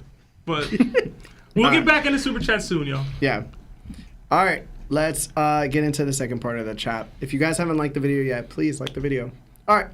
In the next part of the chapter, we return to the Holy Knights, St. Killingham, Gunko, and St. Somers. The three of them are seated at a table with food and drinks. Somers is laughing about how Wolf and Saul were hurt by his thorns, jokingly adding, "Every love has its thorns." Gunko responds by saying she's never heard that saying before. Somers dislikes how emotionless she seems when it comes to love. He explains that love is the passion to reach out and embrace someone tightly, even knowing they may have thorns. He adds that this sentiment is even stronger between parents and children. When kids hug their parents, it's as if the parents willingly endure the pain. According to Somers, there's real emotion in suffering and even murking people for love.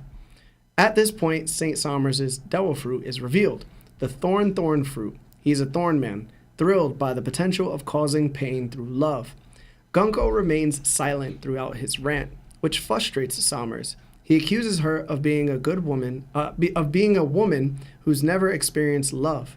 St. Killingham then asks Gunko which route she chose for the children to follow. While chewing her food, Gunko replies that she directed them down the branch that leads straight to the village's sea clouds. Somers is amused and believing this route will highlight the children's uselessness.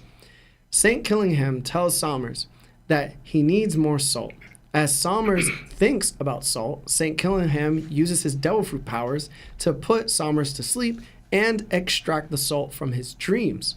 This introduces St. Killingham's devil fruit, the dragon fruit, mythical type Madokirin, which means basically he's a dream manifestation man. After gathering the salt, Killingham wakes Somers and presents the salt on a plate. Somers then asks about the sleep tids, figures he retrieved from the dreams of sleepwalking children. Killingham reassures him that maintaining the sleep tids won't be an issue and that the salt is perfect for their meal. Gunko informs them that the giants' boats in the village can draw rainbows in the sky using special painter rocks, showcasing their unique culture.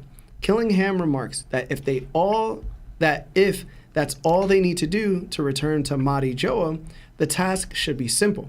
Somers starts laughing, finding the situation almost too easy.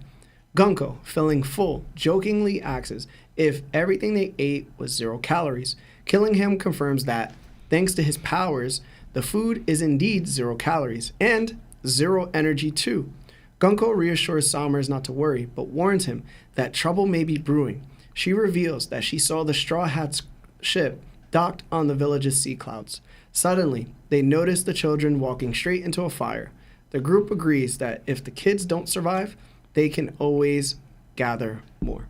So, Seb, what did you think about this part of the chapter specifically? All right, so I actually really enjoyed the conversation piece between the three Holy Knights here.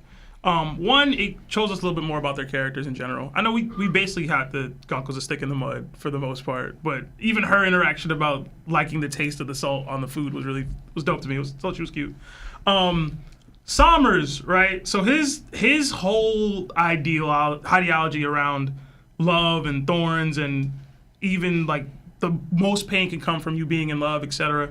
I don't want to say it's fascinating yet. It can be for what it could mean for the story, because obviously he's talking about putting people that you care about in danger and you having to endanger yourself to protect them.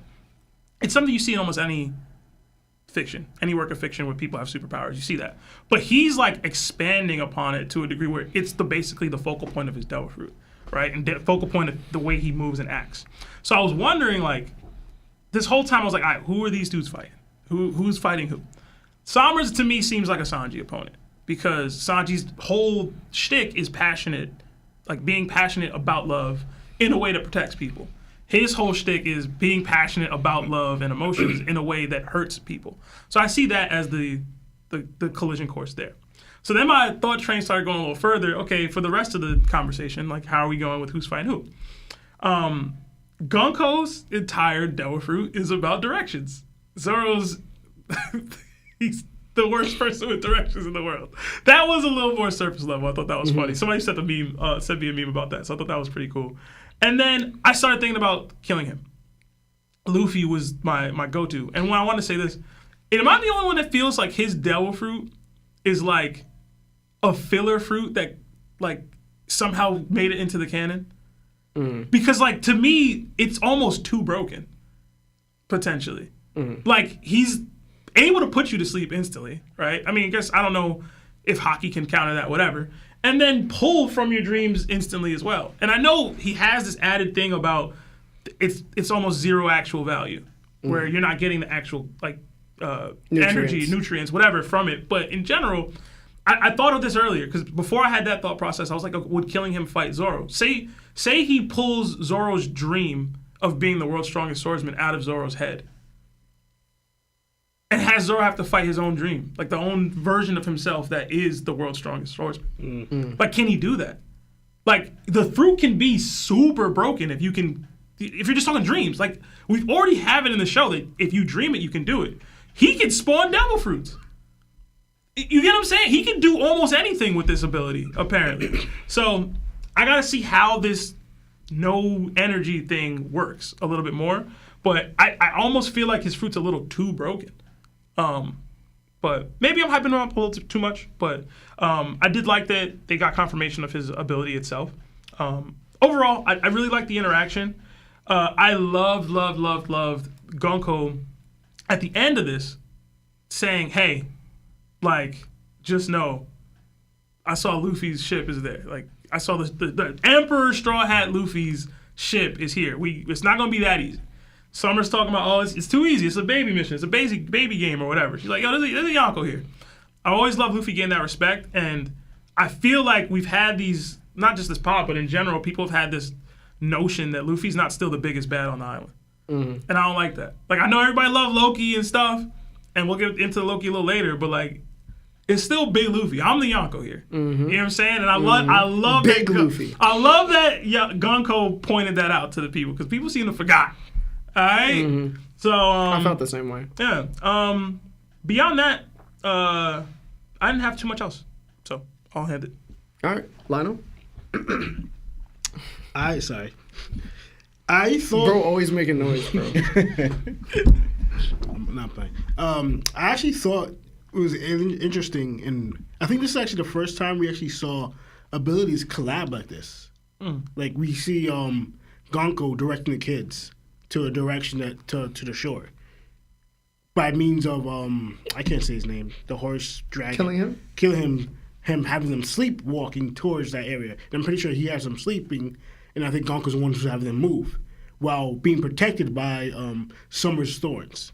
I mean, I never saw different abilities in one correlation with each other like this, and I thought that was dope because like we don't see that. And like I always thought like other pirate crews, like Big Mom's crew, might have that like a collaboration of their abilities just going coincide with each other. And it just shows like this is like where they get along enough. Their teamwork is actually phenomenal, and because they're just chilling. Yeah. We just did all the work we did. Now we just let it head out itself. Like they didn't have to do anything else. So I thought it was pretty interesting on that part. Summers actually how he talks and how he's talking about love remind me of a couple of people. Remind me a little of Sanji. I got also that romance thing. I got a little bit of Frankie as well, and I also got a weird version of Senior Pink. Mostly going by Senior Pink's story, and I'm going with the way he's talking about the love and whatever. I wonder if he had experienced something himself. I'm not saying he's gonna have a unique or crazy or interesting backstory as par or as good as Senior Pink's, but the fact he's talking about it, it could be some truth to it that he experienced himself. He was a good man at one point. He could have been. He got one of those girls who break your heart. He's a good man, Savannah. Good man.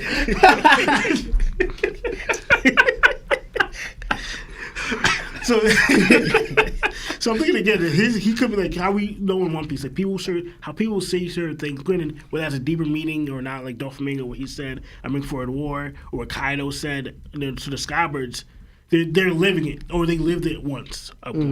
So like maybe he's telling some like part of his own story some way. That's what I got from him. Well, like lineups, I'm not exactly sure, but I always know that when you put up the whole Gonko thing fighting Zoro, Granted, I don't know how many other women are in the guys' nights. But again, you're also talking about now. But I just know Nami always fights the women. But again, I don't know if she's gonna fight her because I don't know if this is actually gonna be like in major arc, as in like lineups wise. Because I don't think so. I don't know, or it's just gonna be like something's gonna build to something else. Like pretty much, this could be this Water 7 to something else to Nell's lobby. I don't know, maybe. But him saying that to Gonko, pretty much no interest in women who never knew love. I was wondering if he's just saying this, or he's going to Gonko's own history. Like a person who never knew love, so that's why Gonko's like this. Like she never had any type of family, like any type of someone who only showed her love, or any type of compassionate brother, sister, parents. So she just, because I thought of her name, her name's like Army Child or something like that. She only knows military discipline and fighting. And I also I got into my own theory again, being stupid. Sebastian not gonna like it. I thought of what if this is Lost Sister again? Can the woman be her own person? No, that's fine. But I get that. It's about women empowerment, Lionel, and you're just not. No, you're not fitting the vibe. Because I honestly thought the woman not knowing love and her her possibly losing weight or losing everything, because she could have she lost her parents, maybe she doesn't remember law, something happened to her. Now the world government found her as a child and they just trained her, you're pretty much a child of you're a soldier to us now. They trained her, modified her, or did some experiments and just made her who she is. But I also thought she still had the lead poisoning. And I thought the element, her eye color, it's different colors. I don't know how to pronounce the name of it. I tried to even look it up, but I didn't have enough time because I was rushing. But it just says, I'm not going to say the name, but this is it. But I only say this. Heterochromia iridium. Yeah, this is iridium. Yeah. So if you read this, I'm not going to go along, but it says it's a coloration most often used to describe color differences of the iris, but can also be applied to color variation of hair or skin. Heterochromia is determined by the production, delivery, and concentration of melanin, a pigment. It may be inherited or caused by genetic mosaicism, chimerism, disease, or injury. It occurs in humans and certain breeds of domesticated animals. And that's what I thought focused on. She's been domesticated. It reminded me of sickle cell anemia for whatever reason, but keep going. But I focused on the disease and injury. And I thought of Lame had the, Lami. Is it Lamey? Lami. It's like Lami or whatever. Lame, bro. You thought her name was Lame? Lamey. Go on. I don't know. Lamey's a good one. I like Lame better. Lami, whatever her name is. I thought she had the white lead disease inside her body, and she was already dying. Plus the fire that they burned down, their home and whatever. I'm thinking those two things, the disease she had and the possible injury she could have got. I'm not going by fully because I know she has bandages on. That I'm not saying it's from the fire, but I also thought of if the world government, how they do things, pick up kids and do experiments on them, that could have led her to why she's different, as in her eyes and maybe have bandages on. But they just made her into a soldier. Okay. So I was just trying to make sense. Seeing that, I'm looking. There could be a reason. Again, I haven't had the whole picture. This is just a thought and maybe a theory going on. These two just be saying thoughts, but don't flesh them out. It's crazy, bro. I don't have. They got full blown. We don't have time, bro. Don't be doing it, bro. So, but I'm just gonna. I'm not saying someone's cooking, but it's just a thought there, Mm-hmm. But that's what I thought with Gonko. You making a sandwich, but the condiments ain't around. I feel you. So that's what I have with Gonko and Summers. I actually started thinking of Killingham. What was his name? Killingham. Killingham's ability-wise. I was thinking in my head. I thought two things. He can't do it himself. He only can do it to other people because he could just thought of the own sword himself and just I don't think it works if you knock yourself out. How does that work? So I'm thinking for his ability to manifest, you have to be sleeping because they have to be thought balls he has to grab. And I also thought of two things. Does it work automatically, or that person has to think of it right then and there for you to be knocked out? That we don't have elaborated because he asked him Salt. As soon as he said Salt Summers, he knocked him out, then started grabbing the salt. So I was wondering, can he make you just go to sleep spontaneously, or the thought has to come out first?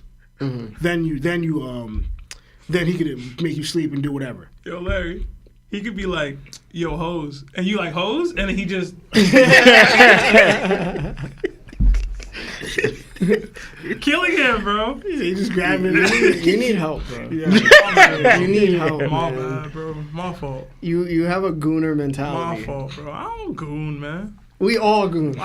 You All right. What did Kyrie say? Don't let your gooner thoughts win. All right, my bad.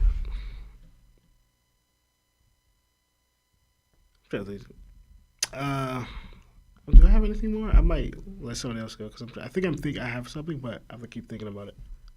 All right. Law?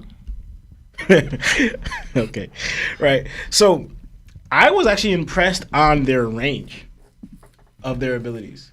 Because they're not really anywhere near. Most of the time we see people's abilities, they're pretty close to their, I guess, target of what they're doing it. But they all seem far away. We haven't even seen them contact them. It looks like a mix of observation hockey. Exactly. Yeah. Yeah, because even what he says, he's pointing out exactly what happened to the Giants, even though you're kind of closer to the dock. Like, y'all chilling far away, but you saw exactly what happened. So it shows that their observation could be at that level where they're able to even see what's taking place so far away, even though they're chilling, sending their ability away. So I was impressed with the range and the fact that they're able to see it, right? And also, this dude is the more like go into like the world of government, how like evil or sadistic they are. He's finding enjoyment and like centered his whole pleasure and ability wise to seeing loved ones physically and emotionally and mentally being torn apart because they legit love someone else. Right? Like, that's his game. Oh, you love... Like, he wrote that he says, it goes stronger with parents and children. How much they love their children and want to save them, protect them, and grab them tightly.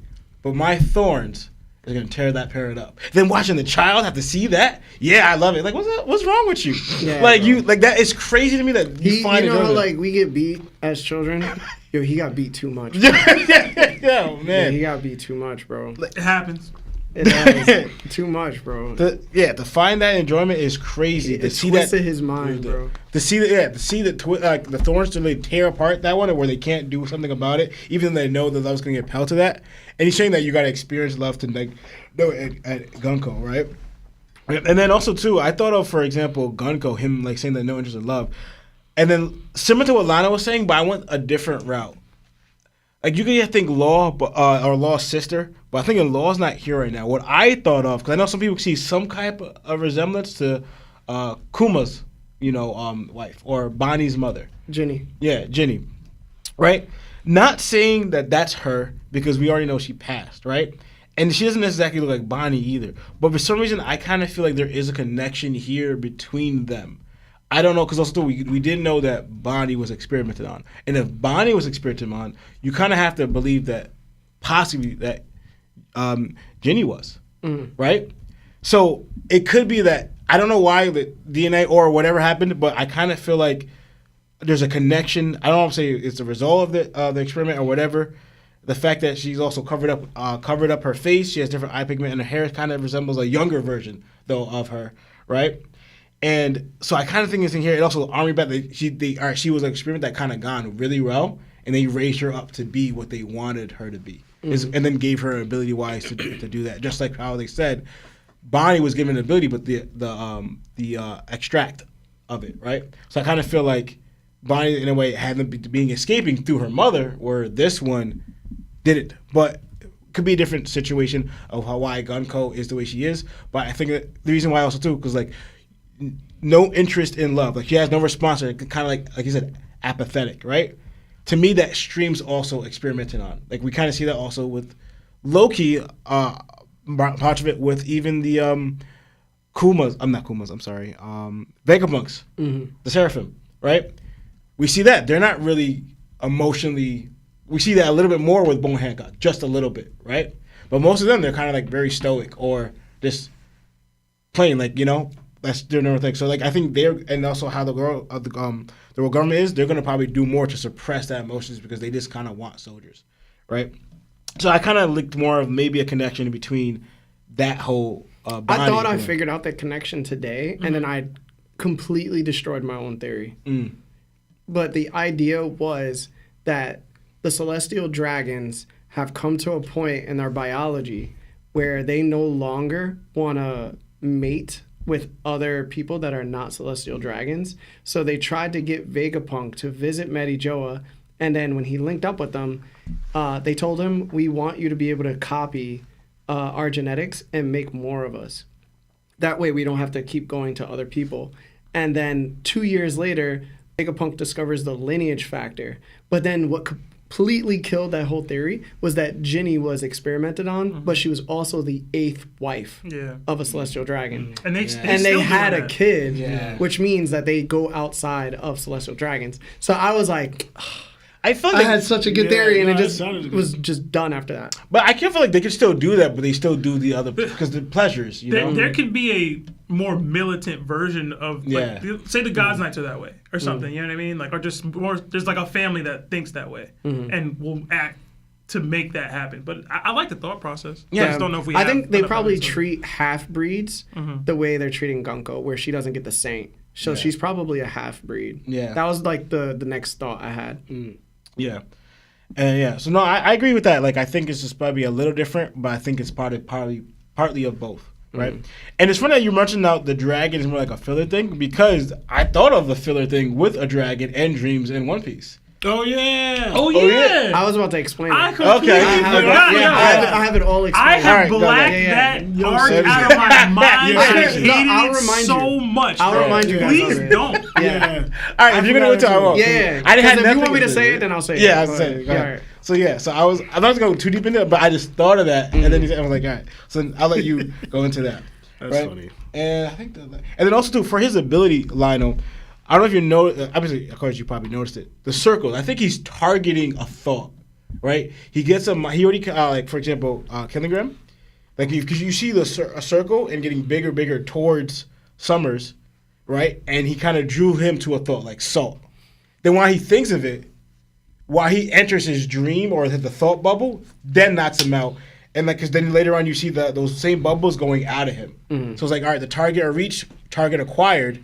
Now wake up, you know. So it's like he kind of like, it's not like it's more like he's painting out. All right, I need this. I want him to think about this. So it's like kind of like you're planting, and then when it comes up, you pull it out.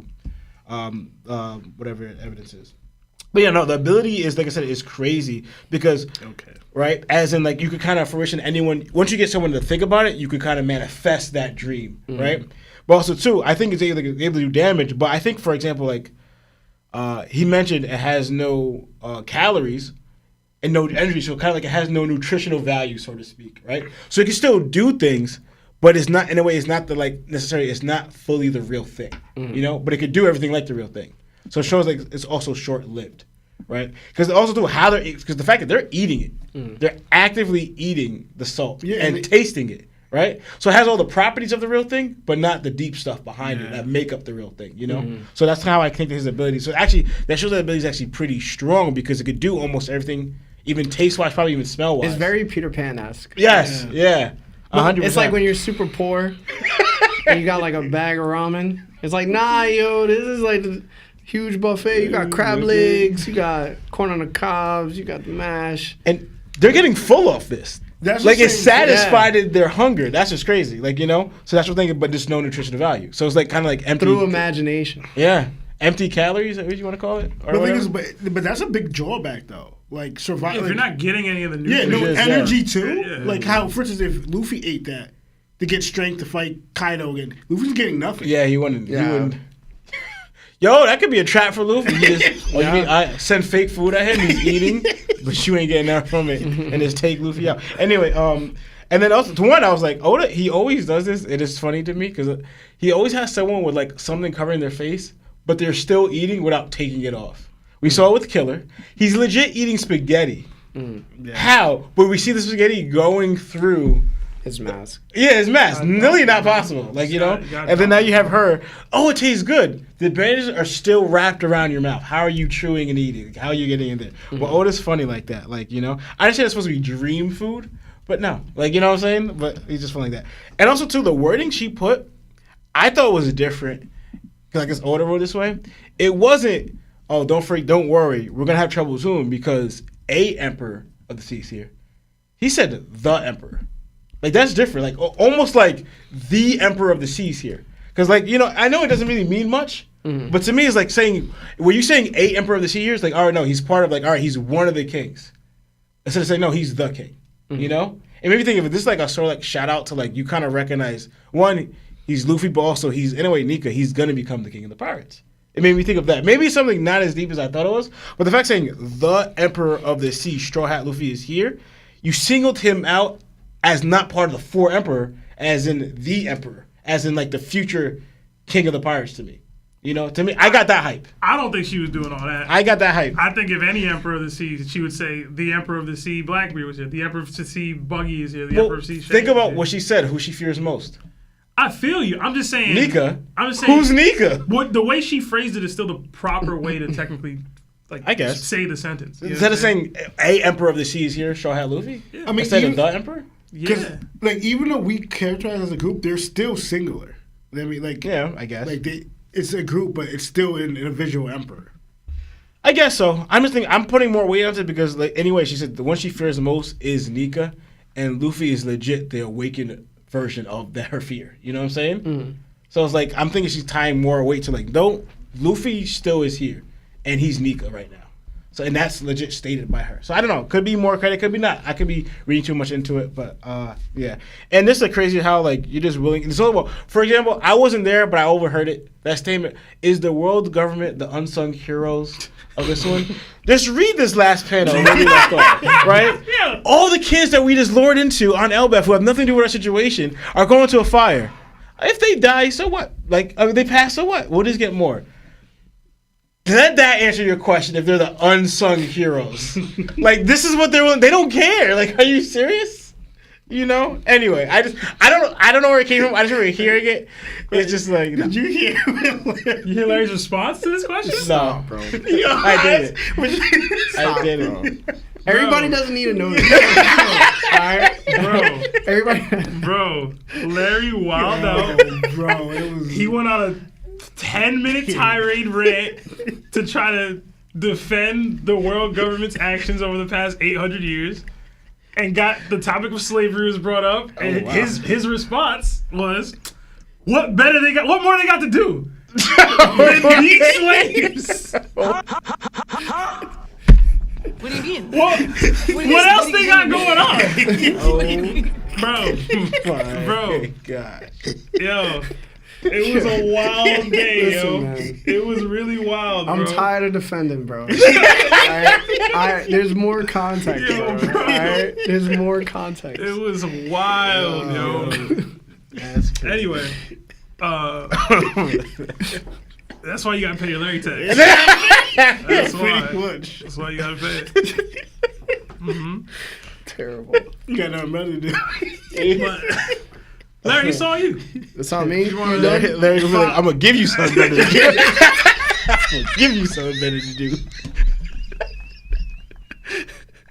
Shut up, bro.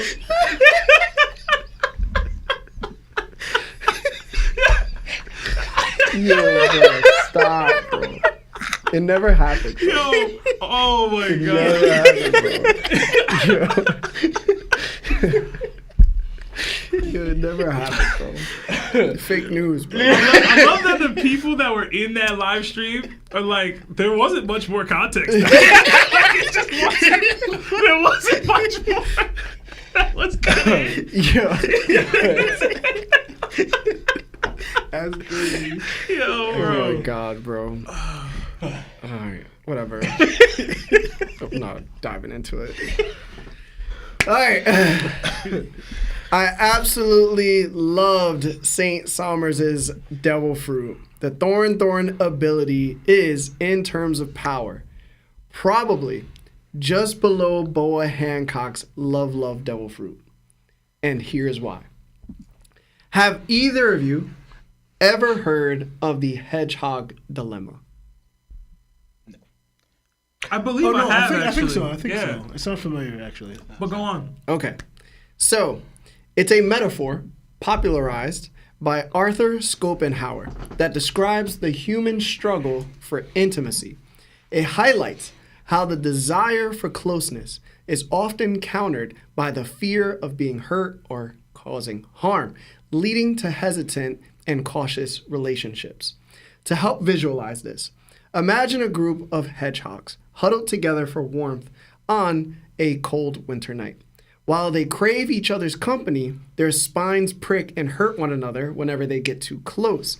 As a result, they're forced to maintain some distance even though they long for connection. That's the essence of the hedgehog dilemma. One of the reasons I love this devil fruit so much is because it reminded me of my love for Neon Genesis Evangelion. The entire story revolves around Shinji, a protagonist grappling with intense psychological struggles and an overwhelmingly fear of rejection. Throughout the series, characters like Misato, Ryoji, Ritsuko, Asuka, plus many more must each face their own battles with intimacy and connection. The show's overarching threat was the Human Instrumentality Project, a plan designed to dissolve the barriers that separate individuals, merging all of humanity into a single unified life form where all souls become one. In the end, Shinji is forced to make a crucial decision. Should he embrace this merger and eliminate the pain that comes with love and relationships, or should he allow humanity to remain separate, accepting the inevitable hurt that comes with meaningful connections? He has the power to save the world or destroy it based on your perspective. In the final scene, Shinji, seemingly alone in the world with Asuka, finds himself overcome with fear and begins choking her. Yet, in a powerful moment, Asuka places her hand on his face, staring at him with an emotionless yet understanding gaze. In that moment, they both recognize that love is both a gift and a curse, painful yet undeniably necessary. That's why I love this devil fruit so much. It contains such a powerful concept, one that beautifully mirrors the struggle between seeking connection and also protecting oneself from pain. It's just so damn good. So when you look at his power, Oda literally took this idea and made it a devil fruit. So when you think about it, can anybody not be affected by this devil fruit? So my question for you, because I agree with what you're saying. I kind of said some of it, but yeah. Shout out to Ava. Question, is that the fruit or is just his manipulation of the fruit? Because technically the fruit is just thorns popping up, right? He's just manipulating it to make it so that you're having to deal with, oh, I want to embrace a loved one or protect a loved one, and it's harming me. So, is the fruit actively doing that, or is this just Sommer's ideology creating that scenario? It could be both. Okay. I guess we will have to wait and see. But yeah, okay. But that was something I thought about with his power. That was super dope to me. I wanted to highlight an interesting point made by someone named Anime Rocks Review on Facebook. This is what Lawrence was actually pointing out earlier that he said he wanted me to point out. This content creator suggested that the seahorse, known as Noko, from the One Piece filler episodes 221 to 224, could hint at what Saint Killingham's devil fruit powers are. It's a fascinating observation, so let me break it down and add onto it his call out for those who might not be familiar with those episodes. Noko was a seahorse that had the ability to steal people's memories. While he debuted in the filler episodes, he later became the antagonist in the video game One Piece Ocean's Dream. Noko's goal was to become a Sennen Ryu, which literally translates to 1,000-year dragon. Interestingly, his abilities differ between the anime and the game. In the video game, Noko is depicted as having a devil fruit user. He's depicted as being a devil fruit user, but in the anime, he's not. Despite this, his abilities in the anime are incredibly unique. Noko could put people to sleep, absorb their dreams and memories, and even take control of their minds. Using hypnosis, he once manipulated Zoro into fighting Luffy, and when Zoro snapped out of it, he had no memory of what had happened. Noko's powers didn't stop there. He could exhale a purple smoke cloud that created spectral illusions of people from his target's past, which sounds like what Killingham did with the children's memories. He used this technique against the Straw Hats, conjuring images of their loved ones and past enemies to distract and confuse them. Another one of Noko's techniques was called Last Resort. With this ability, he emitted a blue-white wave that paralyzed his targets and stole their memories. After absorbing these memories, Noko would inflate himself and float away, proudly claiming that that was his dragon form. It's easy to imagine that Oda might have drawn inspiration from Noko when creating St. Killingham's Devil Fruit powers.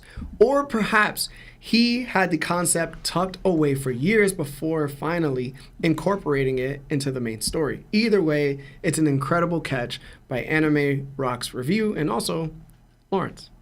For some added flavor, in the video game, Noko's Devil Fruit was actually called the Nemu Nemu no Mi, a paramecia-type devil fruit known as the sleep fruit in English. This connection makes St. Killingham's abilities feel even richer, blending Oda's deep lore with a clever nod to older content. It's just such a cool idea to uncover. Also, in canon, we now have 16 mythical Zoan devil fruits, if you include each of the Goroseis as being one. The second interesting fact, this is also the first confirmed dragon mythical devil fruit. Kaido's was a fish fruit that could transform into a dragon, and Orochi's was a snake fruit. Yeah. Okay. Yeah, bro. All right, so I do want to say one thing. The dragon filler arc I was referring to is a different filler arc than what you were just referring to. You're talking about the Senen Ryu. Yeah. I hated that arc. I had no problem with It's with the little stuff. girl. Yeah, I hated that arc so much. Yeah. It was so bad to me. But what you was talking about, I always thought that was dope. So I didn't like Noko as a character. I thought he was annoying. But I thought that little filler was dope. Yeah, but that's all I really gotta say. No, you was spitting, bro. I gotta watch Evangelion, bro. I do. You'll be stuck for like weeks bro. after that. I got to, bro. I got locked. You'll hit me up and start calling me and be like, "Yo, what's going on, bro?" Although you could totally just spoil the ending for me, so I'm not gonna remember. But let's do super chats, guys. If you haven't liked the video yet, please like the video. But we're gonna do a couple super chats and then get into the final part of the chat. Read the rest of the super chats and then go into phone calls. All right. We got another 5 from United States of Blurred. What up, Blurred? It says, United States of Blurred is here. Missed y'all Buggy Gang all day. I don't know what Larry Tax is, but I'm not paying it. Unless Larry is dressed like Marco. Oh, my God. Blurred been away for a minute, man. I could actually pull off a Marco cosplay. You could. I got the head, bro. We got another 2 from Anthony. It says, I miss my Sebby Webby cuddles. Hashtag SebD going bald. Okay. Thanks, Anthony. Another 5 from Johnny Blorp. It says, could Loki's lightning affect Luffy if it was Haki infused? Hashtag Michael John White. It's Michael Ja White.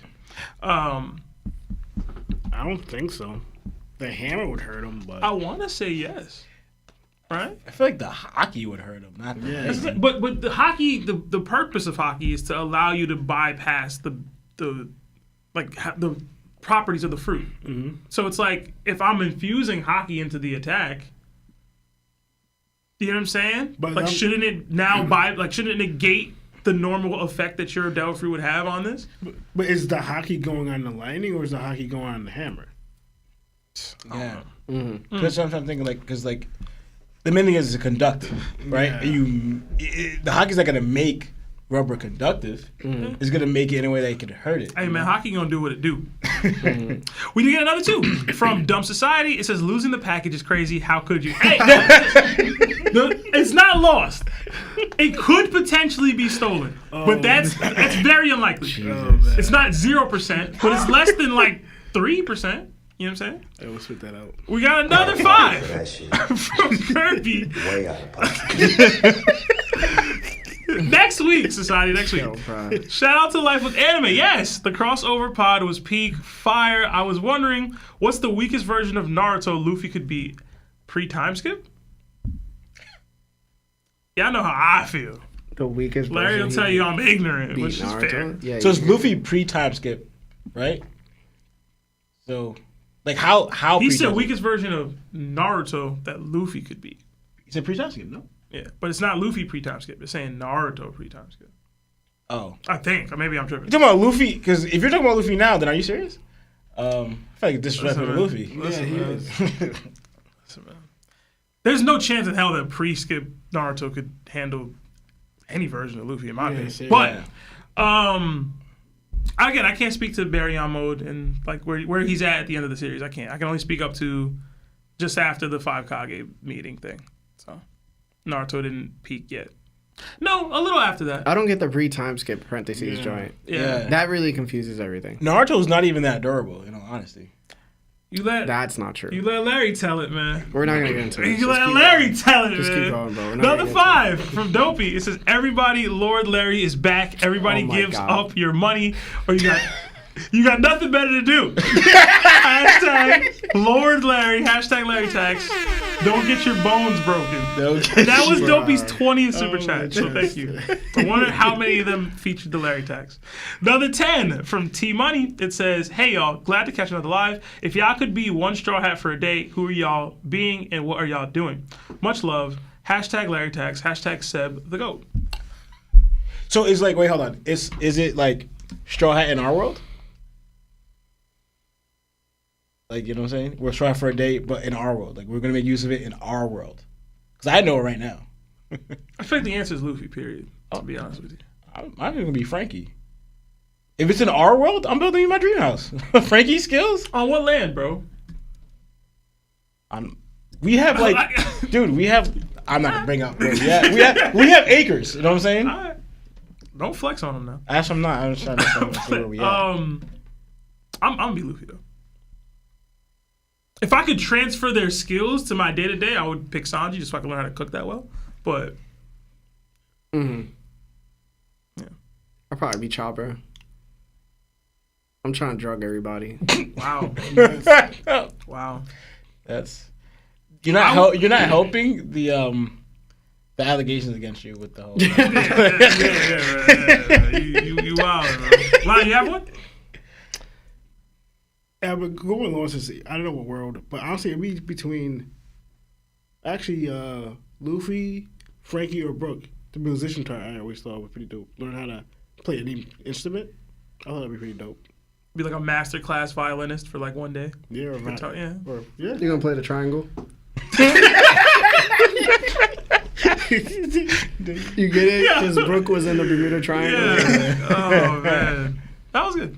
All right, another 5. Let us know which straw hat y'all would pick in the chat. Another 5 from Jamel Booth. It says, I agree that Brooke loses to Green Bull, but does Green Bull's devil fruit work on Brooke? Brooke is made out of bones, and therefore there's no moisture to take.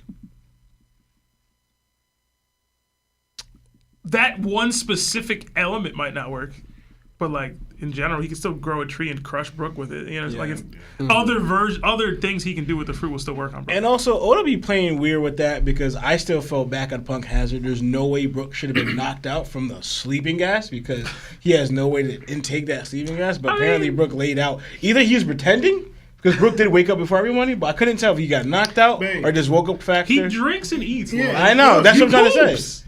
But also thinking he's intoxicated right now. Yeah. So You think he's just playing the whole time? No, so again, no, but saying if you're going by like, all right, he wouldn't be affected by Green Bull, but Oda would be kind of be giving him like physical body, like Yeah. Like he legit, how physically impossible, he farted. Like how? It's true. his bones just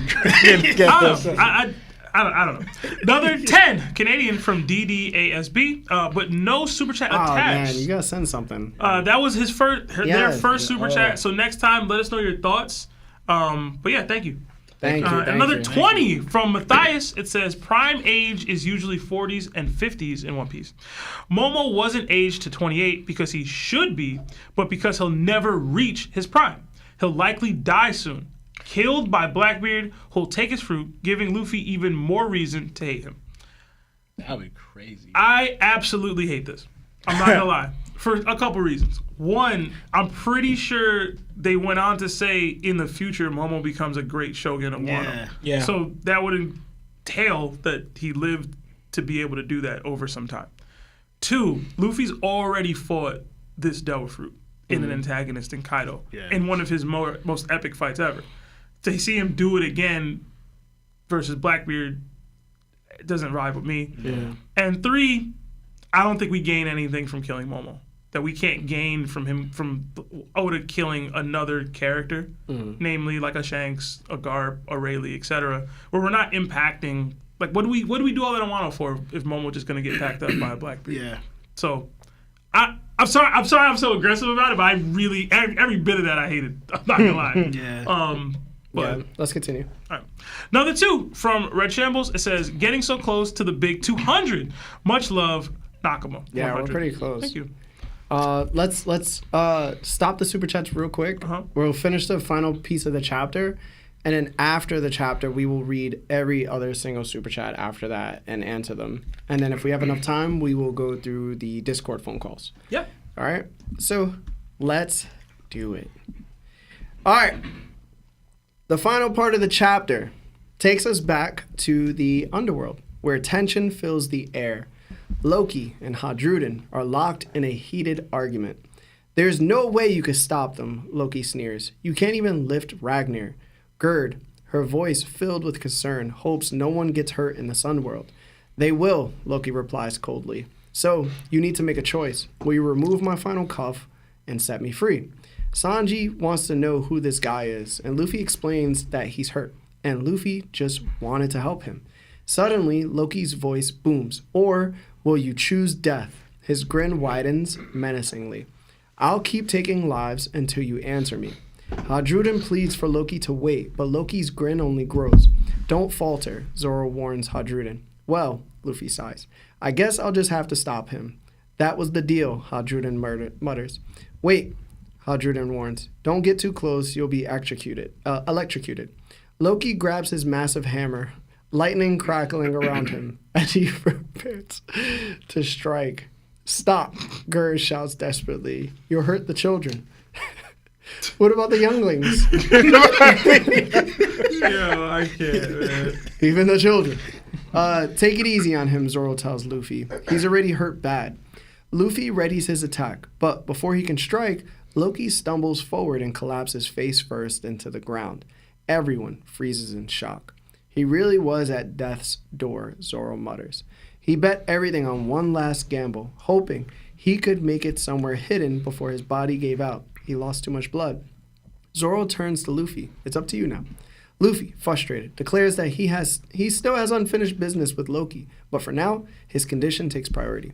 Roto wonders aloud if Loki's near-death state is connected to something more than just his crimes. Perhaps someone tried to off him for a different reason. Luffy begs Hadruden to help Loki. Hadruden's expression hardens, his gaze cold and unmoving.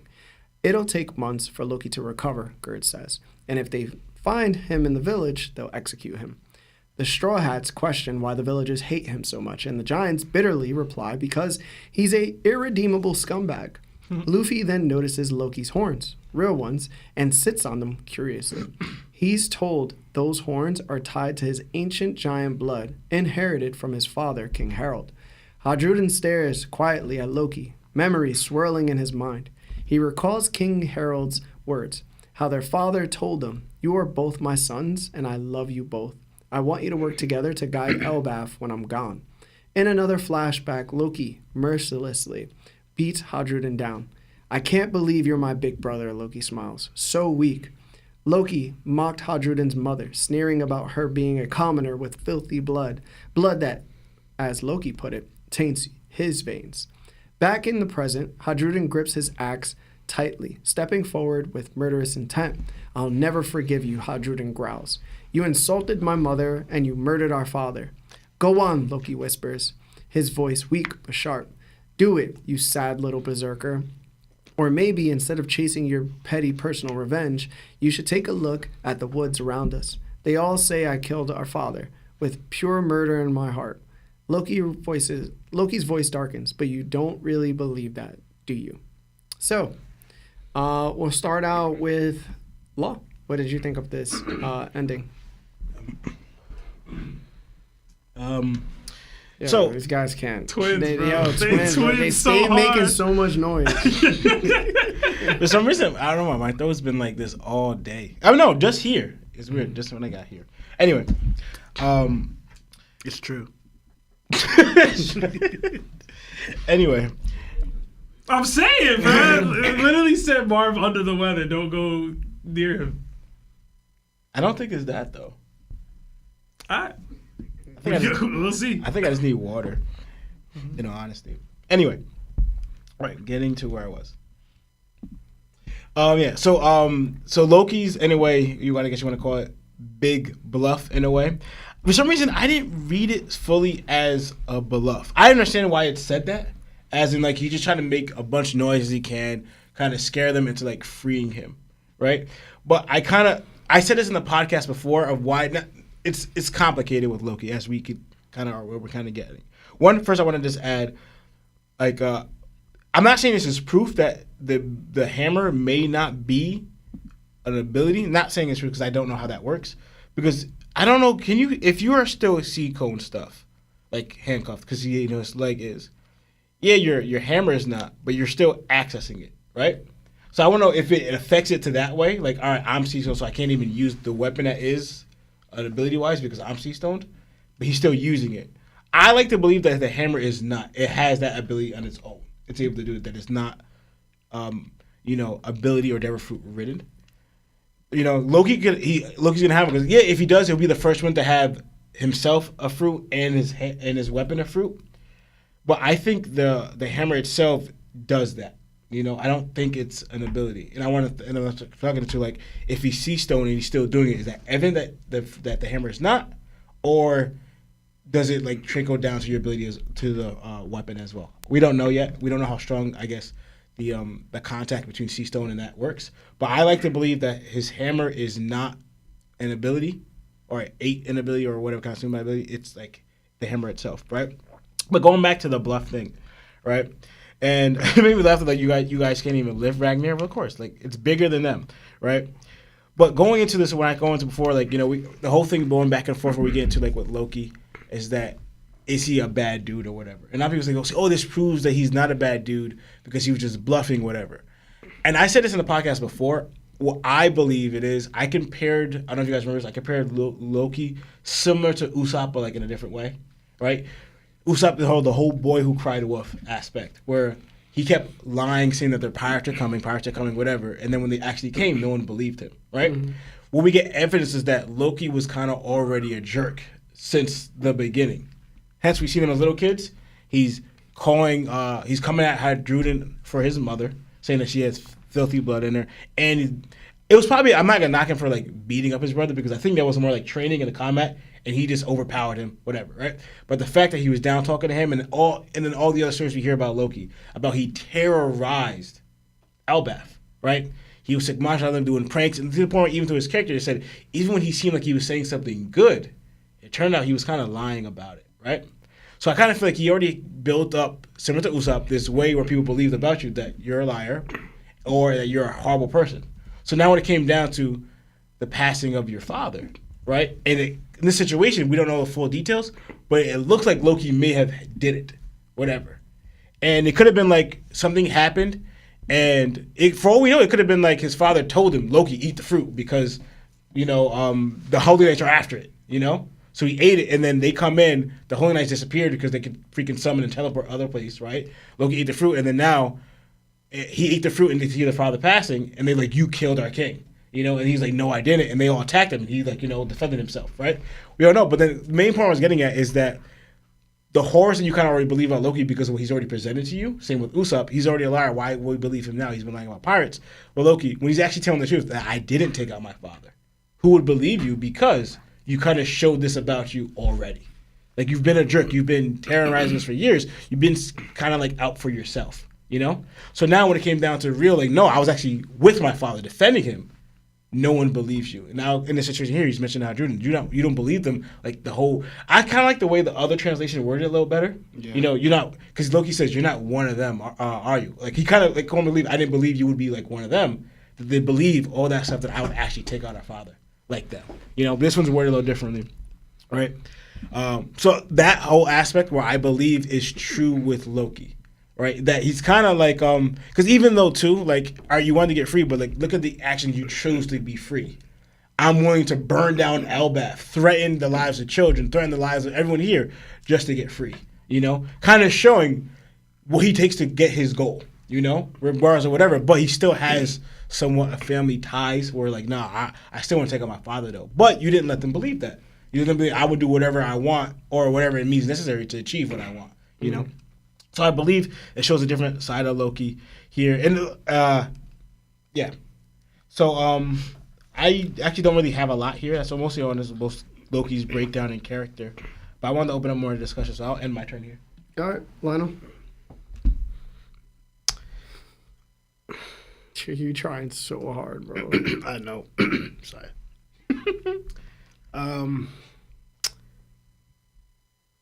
Honestly, to me, like you said, it's hard to gauge Loki and tell if he's serious or not.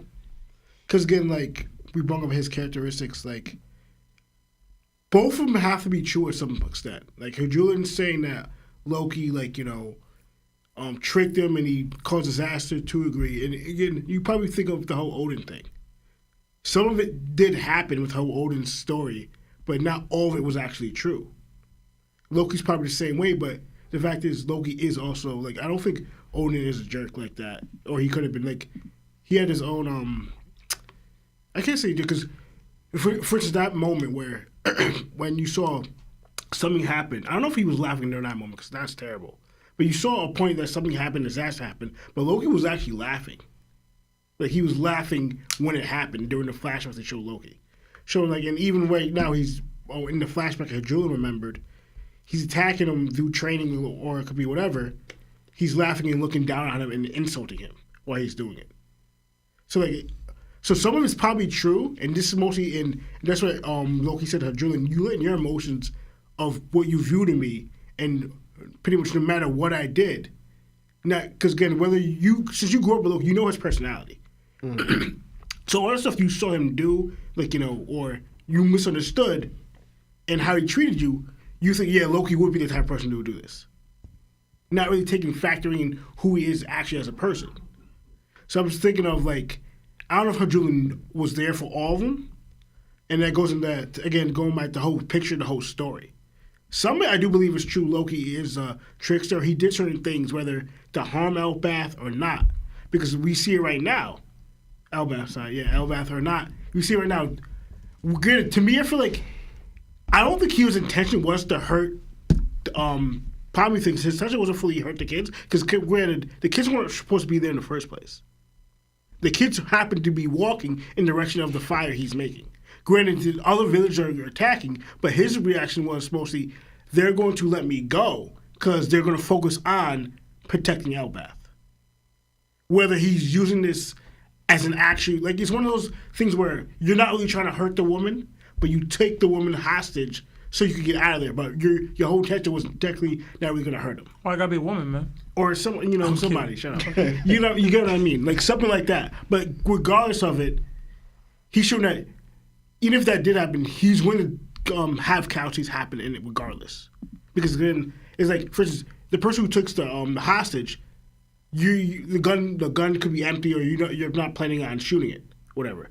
Look, you actually caused a fire, regardless of you thinking they're going to come and pull it out or not.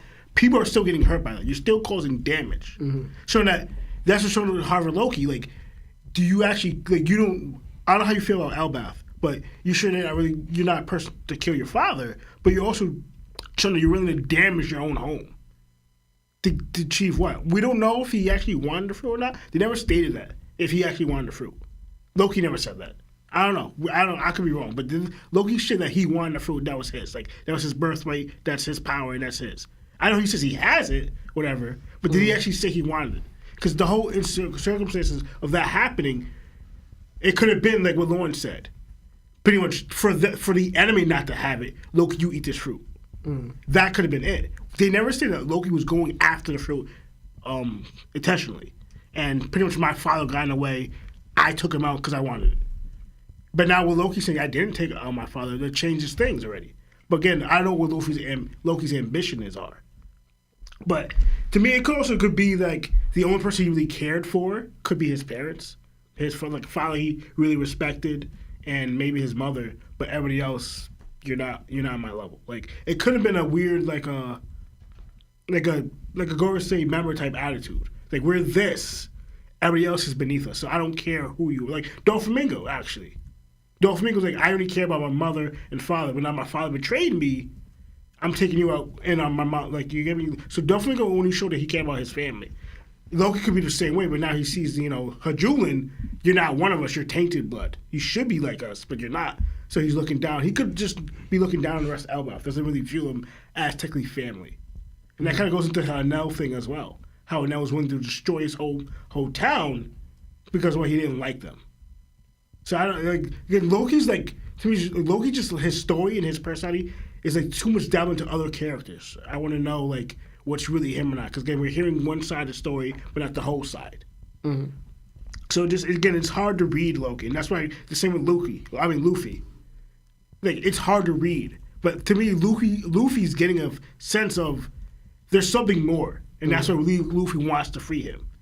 Because again, we know Luffy goes into his intuition like there's people who need to beat or whatever, but like the fact that Luffy's getting a different sense towards Loki, and again also us now like getting more confirmation that no, I'm not the one who took my father. It's like Luffy's intuition was telling him now there's something different. Like he's not a Doflamingo, he's not a Kaido who I need to beat.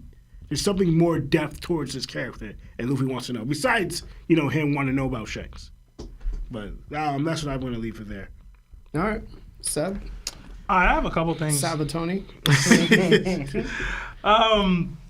Couple things. I'll start with the minor. Loki had the bandages around his eyes even when he was a kid. Yeah. I was wondering if we're going to get into a flashback here, just kind of how the chapter ended, to kind of highlights what happened there, but if we'll go further into the past to see why he's got those. Was he born blind? Like what's the deal? Like, why has his eyes always been covered since he's been a little kid? I was interested in that. Harden, when he's remembering this man talking about his mom like that, immediately was like, yo, I'm crashing out. I'm killing him, bro. Like, I don't care. Don't talk about my mama, all right? I was about to cut this man's head off. Yeah, he really was. Also, Harden refers to Harold as his father.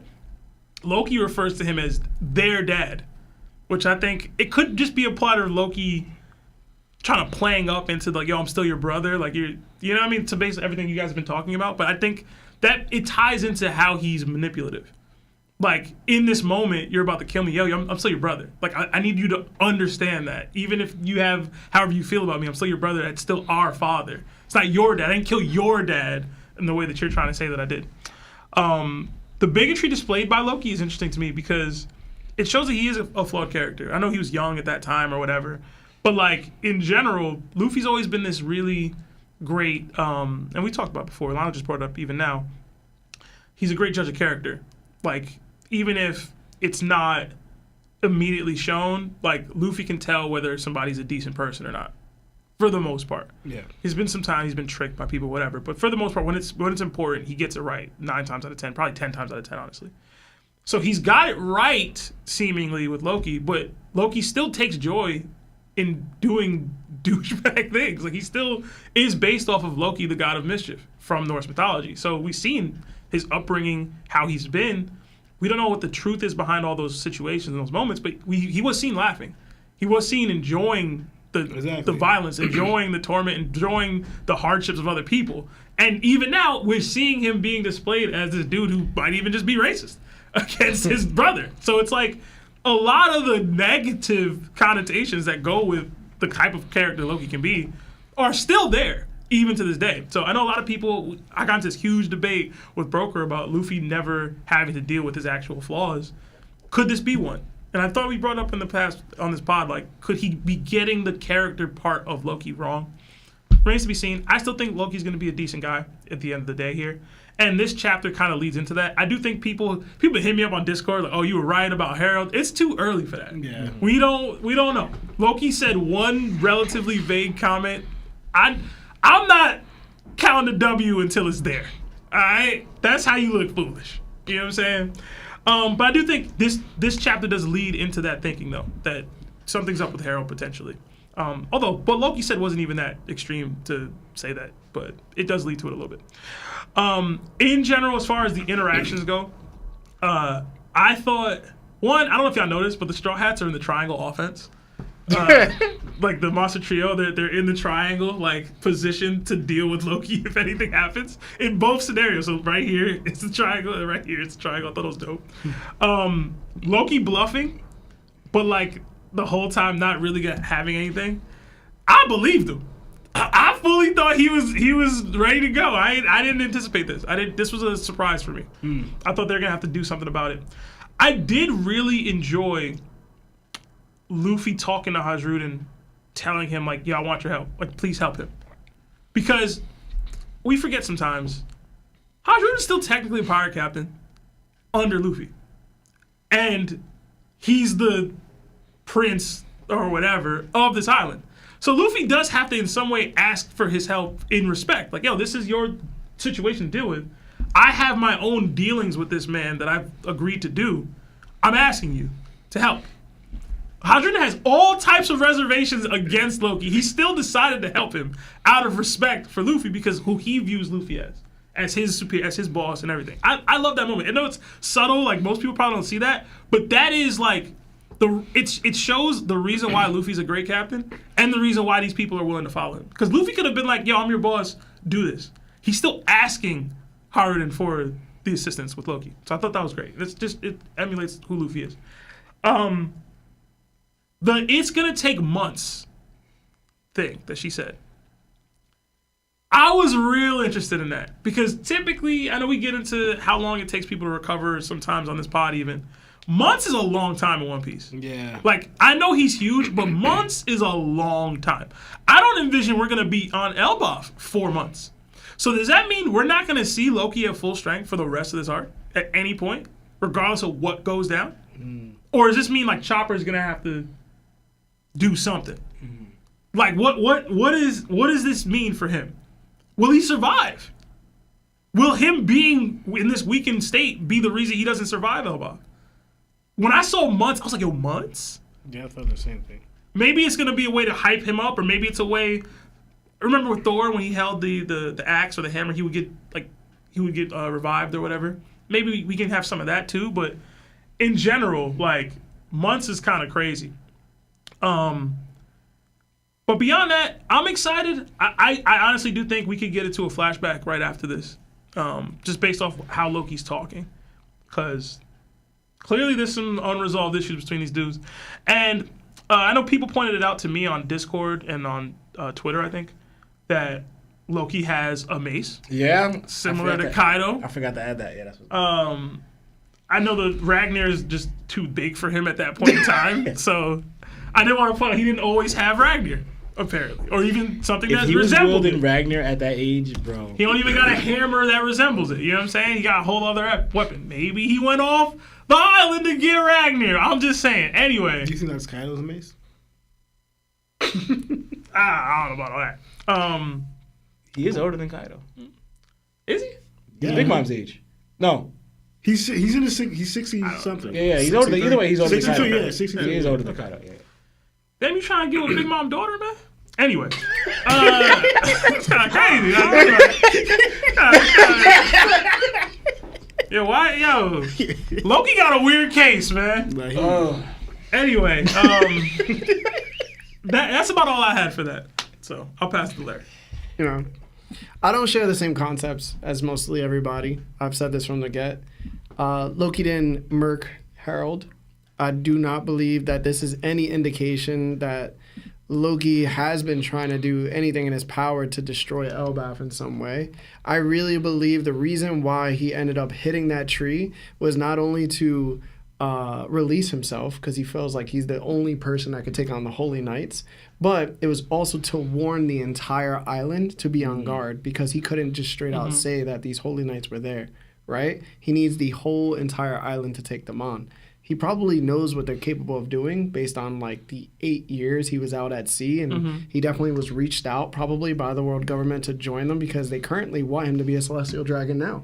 So for me, he already knows what he's getting into. He knows what's happening on his homeland, and therefore he struck the Atom Tree to alert everybody to what's happening.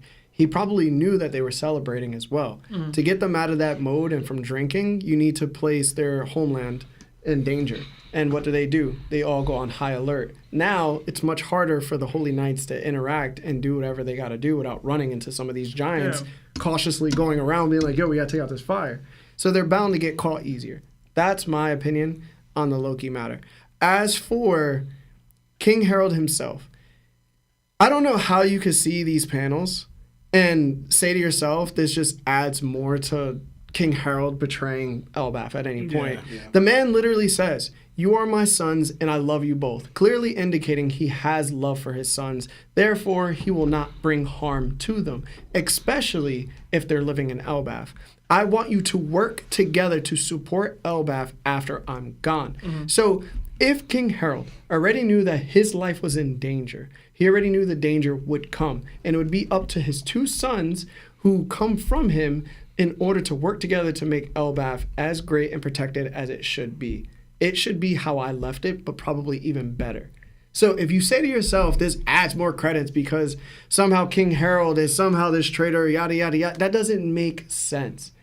That just doesn't make sense at this point. And I know so many people want this theory of him being this traitor to be real. I'm telling you right now, it's not. Same way Loki just admitted, basically, that you really think I would murk my dad? Our dad? After probably this panel, from what he told us. And then I have this theory. So the theory has always been around that Kaido might be a brother, right? He might somehow, because he looks like King Harold, all right? So there's this interesting and intriguing theory floating around that suggests Loki, Hadruden, and Kaido might all be brothers. It stems from a key detail. A flashback of Loki as a child holding a spiked kanabo, a weapon heavily associated with Kaido, but also due to the ancient giant blood giving people horns, right? And size. Here's how this theory unfolds. The female giant Ripley married Scopper Giaban, and together they had a child named Colin. Since Scopper wasn't a resident of Elbaf, Ripley was marked with a distinctive line across the left side of her face and body, a mark signifying her union with an outsider and also having a child by this outsider. To strengthen this idea, take Yaru, for example, a giant known to have a daughter and a great-great-granddaughter. However, Yaru doesn't bear this mark, likely because his family lineage remained strictly within Elbaf's community. Now, let's turn to King Harold, a prominent figure known to have two children, Prince Loki and Hadruden. Harold's first child, Hadruden, was born from his relationship with a giantess who wasn't from Elbaf.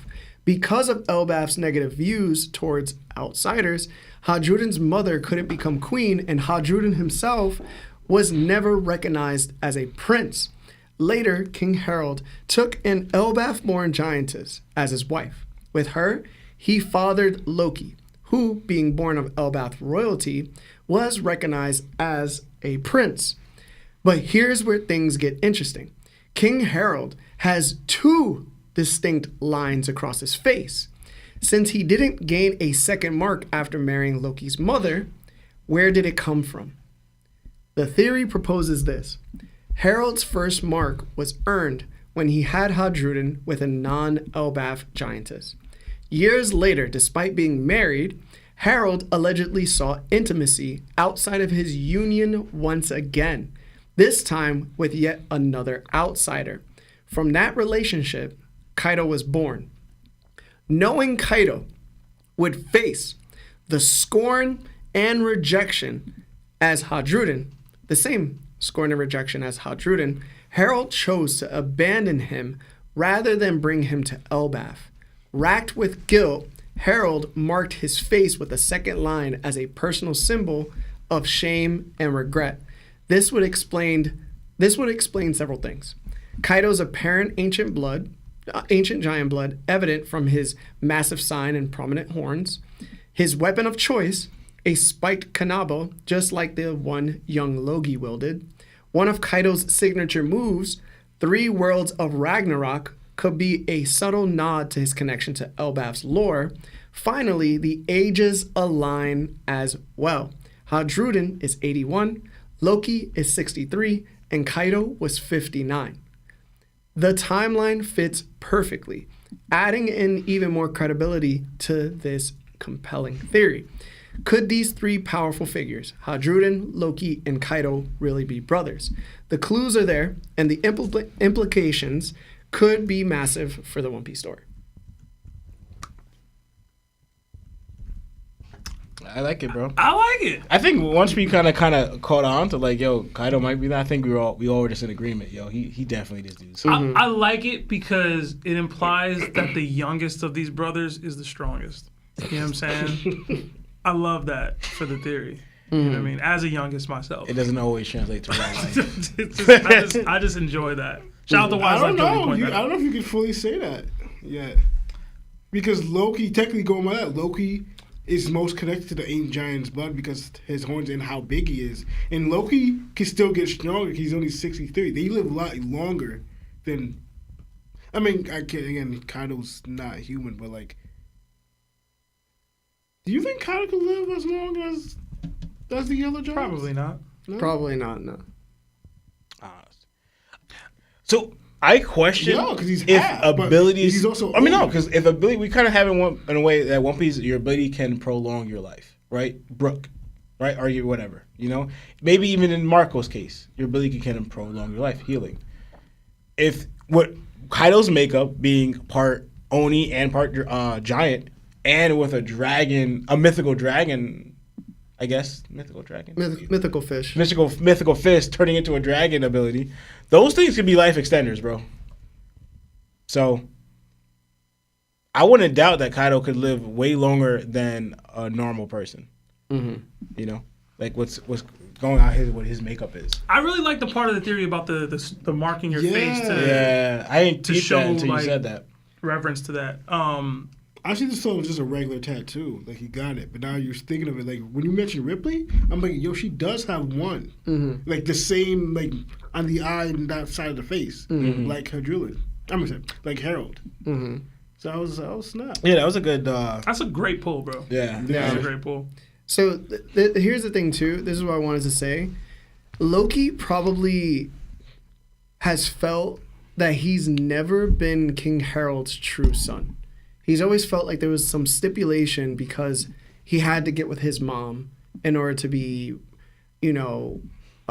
she had to be queen somehow. Like in order for King Harold to be accepted by Elbaf itself, in order to be the true king, he had to garner the views of being accepted to the kingdom itself.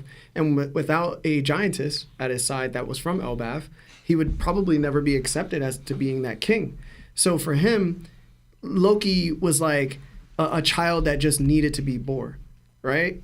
It wasn't like Hadruden. Like there was probably a great love from King Harold towards Hadruden, and Loki probably felt so insignificant because Hadruden had true love.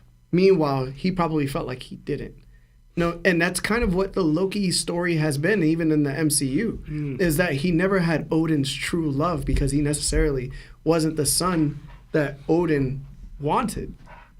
It was what Odin was placed with.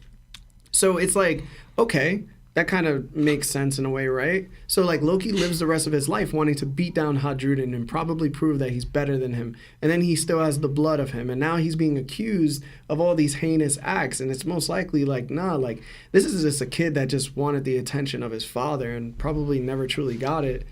And he probably walked out on his mom because of it.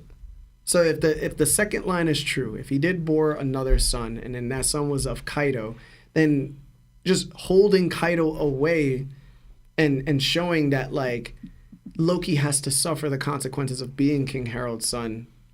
It's like Hadruden is loved, this person's loved, yet I'm your full, like I have all the genetics to prove that like I am you, like, and you're not giving it to me fully. I would like to see what the connection to the Vodka Kingdom is, if there is one, with Elbaf. To see, like, did he trade Kaido in? Was he just there?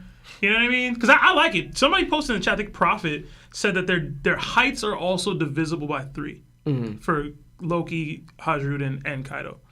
Loki allegedly is 63 meters, Hajruden is 21 meters, and Kaido is 7 meters. Which, do we have Loki's listed height yet? I know they mentioned that he's as big as Oars or whatever. But big as Oars, so you probably take whatever Oars' height is. So, I mean... Honestly, I'm going to tell you right now, from that stand-up, we saw where Hajruden was. But you can't say that. He looked bigger than Oars. Oars was crazy, bro. Yeah. Oars was also huge, bro. But also remember, like Oda does that. Like he makes the portrayal of certain people. Like remember when we first saw Kaido in comparison with Kid, Killer, and Hawkins? Yeah. Like Kaido looked like Loki at that point. How big he was. But when you actually look at him, he's big, but he's not that much massive. He like, Loki's I will say, yeah. in with the prophecy, it says you're going to be killed by one of your children. He could have kept Kaido away just out of fear, like, yo, I can't keep having all these kids if they're going to be on this island. Probably trying to kill me. So that was a in the, not the Norse mythology, but the Greek mythology, Zeus was always told that one of his sons would eventually take him out or something like that. So it comes down to the point too, it's like when you look at it from that aspect, you're basically a middle child suffering from middle child syndrome, and what you're experiencing happens to feel like you're not really a part of the family, probably, even though you're considered like the most OP being in the family or something like that. I just don't see Loki murking his pops. I don't see his pops being a traitor. I think at this point in the story, it's clear, bro. It's like something is amiss. It's not clear yet. Something's amiss. We gonna find out. What if Kaido actually took Harold out without knowing that was his father? Like going to the prophecy, like Kaido is his father. I mean, his son. He ends up taking him out. Like that led to his death. I wouldn't like that element. But how would Kaido do it? I wouldn't like that. Like I understand that. Go to Elbaf. I understand that was like 13 years ago, right? 13, whatever. I forgot the math. But Loki tells a story, and then Kaido pulled up out of nowhere. the Yonko. No, but Kaido's loud. Kaido's loud. He's a loud person. But I'm just going by like he was injured coming to Elbaf. Like it didn't technically happen. Like the injury, like how Loki got injured and he went away. Like he got injured from Kaido. I'm not saying like, I'm not eating the theory. Like I'm not feeding it. But like saying if he got injured from whatever happened with Kaido, whatever, that he was already dying going to Elbaf. Yeah, man. That's how I view it right now. I don't know if the Kaido thing is true, but it's definitely interesting. I would like to see them interact, though. I mean, it's too late now. Loki and Kaido. To me, I'll be honest, finding out that they're brothers. To me, it works better that they don't know. Personally, like it's one of those. This is the lore of One Piece, where like you don't. How do I say this? Like all of those elements work. If those characters knew about each other and knew that they were related, it doesn't work the same. In the story. Kaido changes. Oh, I got a brother in Elbaf? I'm linking up with Elbaf. I'm taking over the world. Like, these things, the elements of who these characters are just changed, to me anyway. So it's like, I think it works better that it's just this crazy backstory for them. They don't even know. These dudes are related through their father, and it didn't impact them growing up and how they lived exactly, but, like, it did at the same time without them knowing. I think that works better. I get what you're saying, but it's going to sound weird because I'm noticing a common trend in the One Piece world. Just because you have family someplace else, no one's going out to go meet them. You know what I'm saying? Like, have you noticed that in One Piece? I have a son here. I have a brother. In Kaido's case, when you're looking for you're trying to take over the world or whatever and looking for Joy Boys and things, like, I feel like if I know I have a family in Elbaf that's supposed to be I'm this dude looking to die in this epic way. There's an island of giant warriors out there that I apparently have some connection to. I feel like Kaido's making that trip. That maybe I'm tripping, but I feel like he would make that trip.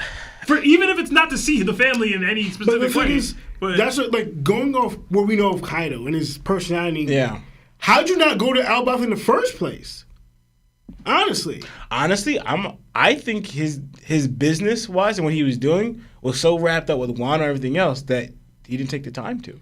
Like, it might have been that Elbaf was just too weak. That might have been just it. Could be like for him. it was necessary that Joy Boy was a direct correlation to whatever was happening. That's who he wanted to be defeated by. I'm pretty sure he probably thought that Joy Boy was not him.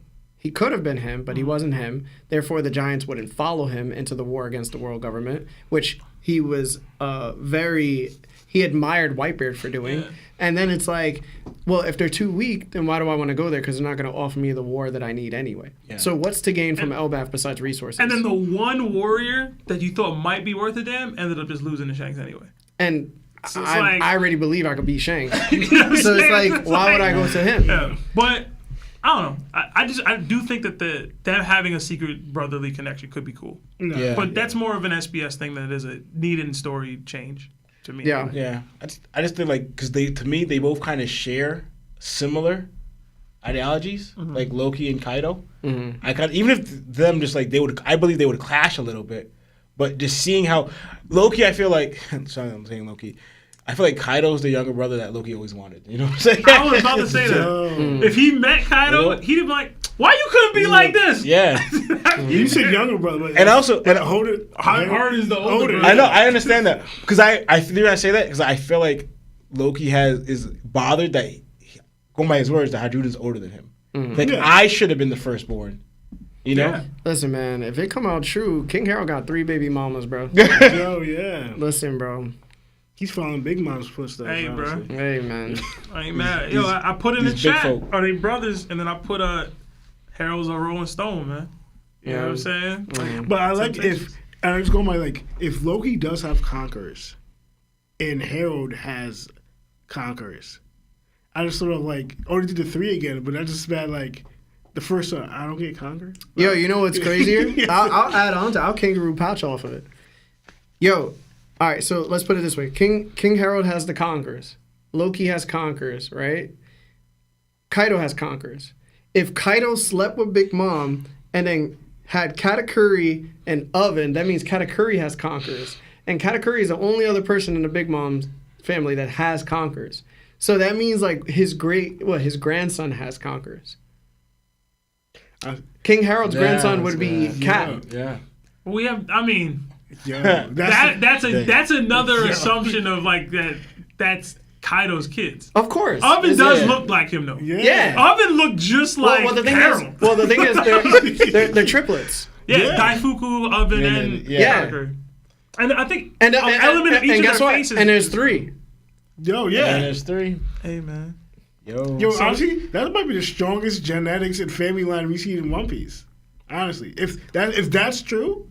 Because we thought of like posse, like Fingerling, Fergarling, that's Fingerling, Fergarling, Shamrock, and Shanks. Mm-hmm. I think the problem is Haru's here, bro. Huh? Haru kind of taking the pool. He's the strong weak link of I that. know. Because the next one, because Garp, Dragon, if he has it in Luffy, right now, if that's true, like that's the hardest. Like how many generations just having conquerors right now? Yeah, bro. And, like that's wild, bro. So crazy, bro. So right now, the 2 strongest pair of brothers we have is Shanks and Shamrock and Loki and who y'all got? Man, who y'all got, man? He's not really Luffy's brother. Who y'all got, man? I don't care. They're not really by blood.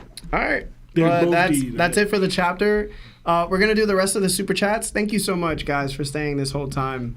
Please stay. If we have enough time, we're going to do phone calls. But if you haven't liked the video yet, please like the video as well. But yeah, let's get to the super chats, bro. Yeah, we got a bunch of super chats waiting, so thank you guys for your patience. We did get a $300 super chat. What? From Lemon Chase. That's crazy. What the hell? $300 Canadian dollars. Yo, what? Yo, Lemon, bruh. Crazy. What the hell? Thank you. That's wild. Lennon, not Lemon. I said Lennon. Yeah, Lennon Chase. Lennon. Thank you so much. Lennon, dog. That's wild, bro. Yes, that is, Thank man. you. Lennon, dog. 300, wow. Yo, what? Yo, bro. I don't have an OnlyFans, bro. I'm sorry. I don't, bro. You can't be doing things like this. Thank you. Thank you That's so way much. too much, man. Yeah. W Lennon in the chat, everybody, please. All right. It says, I reread some of Luffy's training, and it mentioned how Haki blooms with risk, intent, and danger. So if Luffy and Blackbeard fought, no plot, I feel that Blackbeard's Haki could grow within the danger and not match. but last enough for his Yami to start adapting to freedom or something. Oda cooks up. Luffy still wins, by the way, Seb. Luffy was always going to win the fight.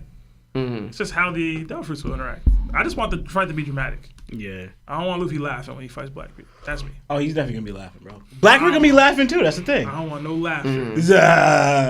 I'm getting beat up. But thank you so much, truly. That was a very generous super chat. Thank you. I just don't know if Blackbeard's Haki can increase that much. Yeah, that would be That's a dramatic jump. I would have to see, and this is me, I'd have to see Blackbeard doing something before that fight with Luffy to showcase Haki for him to be matching or even getting close to matching Luffy. Yeah, bro.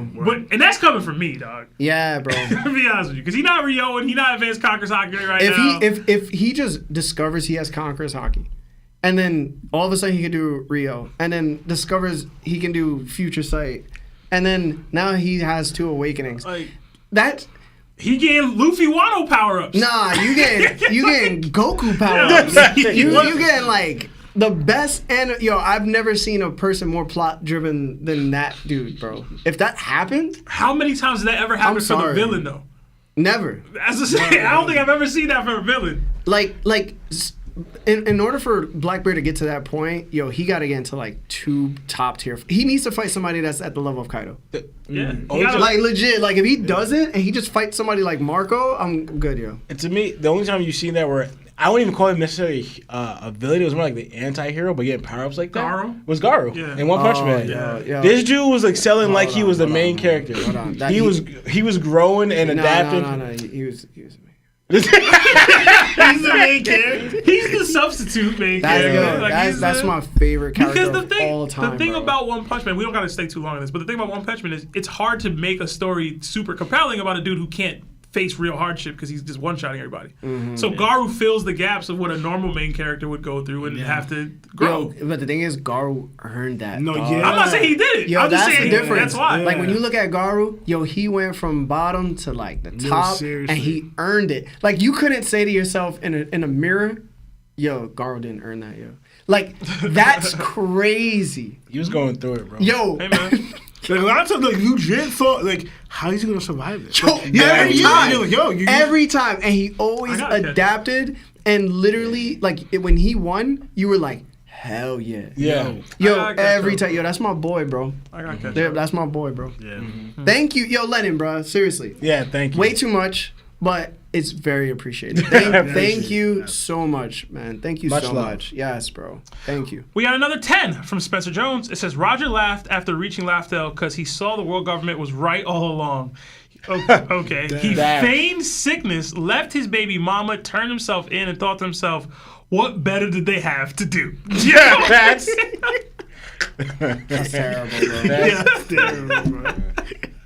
We got another 10 from Don Packer. It says, when we run in some rivals, Larry, I'm basically the Zoro of the TOPT faction. Okay, listen. I recently got to Grandmaster. Grandmaster 3. I felt pretty good, and then I lost it because people on my team don't be great. But I'm back at Diamond 1. Halfway through Diamond 1 again. Okay. All right, we got another 5 from Benny Ent Club. It says, sorry, y'all, Larry recruited me to be a holy knight. Good luck, though. Benny, it's been a while, man. Another 5 from Nimbus Jujubee. It's funny how Seb saying Garland could have scarred Whitebeard was to say that Roger wasn't stronger than Whitebeard, and now it spiraled into betting on who scarred Whitebeard. That's how it works, bro. That's how it works. How Sebastian works. Thank you. Hey, man, that's life. Another 5 from Glossy. Anybody else think Lawrence would make a great teacher? Hashtag bang bang bond Clay gang. I would. Lawrence should have been a football coach. Yeah. I think the hat makes me look more like a football coach. Lawrence would have led teams, bro.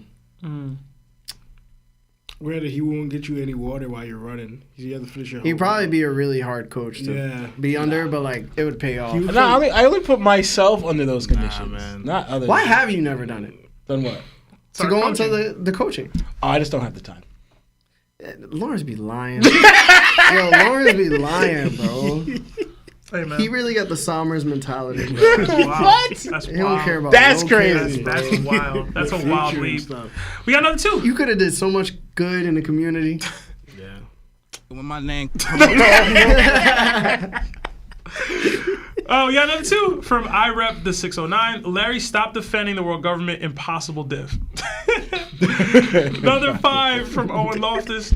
First time catching the stream live from the UK. So cool after listening for so long. Do you think Luffy will gain a new crew member before the end? Probably Loki. I think so. Yeah. If the wall painting adds up. If you get Yamato and Loki. I don't think That's crazy. Yo, right? I think it's more. Sanji gonna be 8. Yo, I think Jesus. Yamato more than Loki, but I think he will get a new crew member. But Give me Bonnie over all of them. Another 2 Yo, from having Cyborg Loki Frankie. and Yamato. a lot of Yo, the horns. starting 6 is crazy. Yeah. Another 2 from Cyborg Frankie. Sengoku not light skinned, he's rice skinned. Hashtag BBC. Hot. Savage. Yo, I can't. Frankie, Told you, bro. bro. Another 10 from That's a good Pastor Rush C. Hour Yeah. reference. Another 10 from Pastor C. Last week, you guys made an interesting comparison of Big Mom and Kaido to Sanji and Zoro on my Big Mom versus Kaido hot take. Do you think that Whitebeard would have been the number 4 or Jinbei of Rock's Pirates? Thoughts? I would have said he's the. Yeah, I don't like this comparison. Yeah, I've never liked the comparison. But I compare the Rocks more accurately to. Well, I don't want to say accurate because whatever. Whether you think Rocks is strong or not, because I think he's strong. He would be the Mihawk of the current Cross Guild, to me. Obviously, Rocks isn't buggy, but that's what I'm saying. Like, he's of a level beyond, I'm a Jinbei. You get what I'm saying? I'm the Zoro. You get what I mean? Does that make sense to y'all? I'm getting so confused. What? Yeah, he made it bad. It was bad. No, so... Yeah.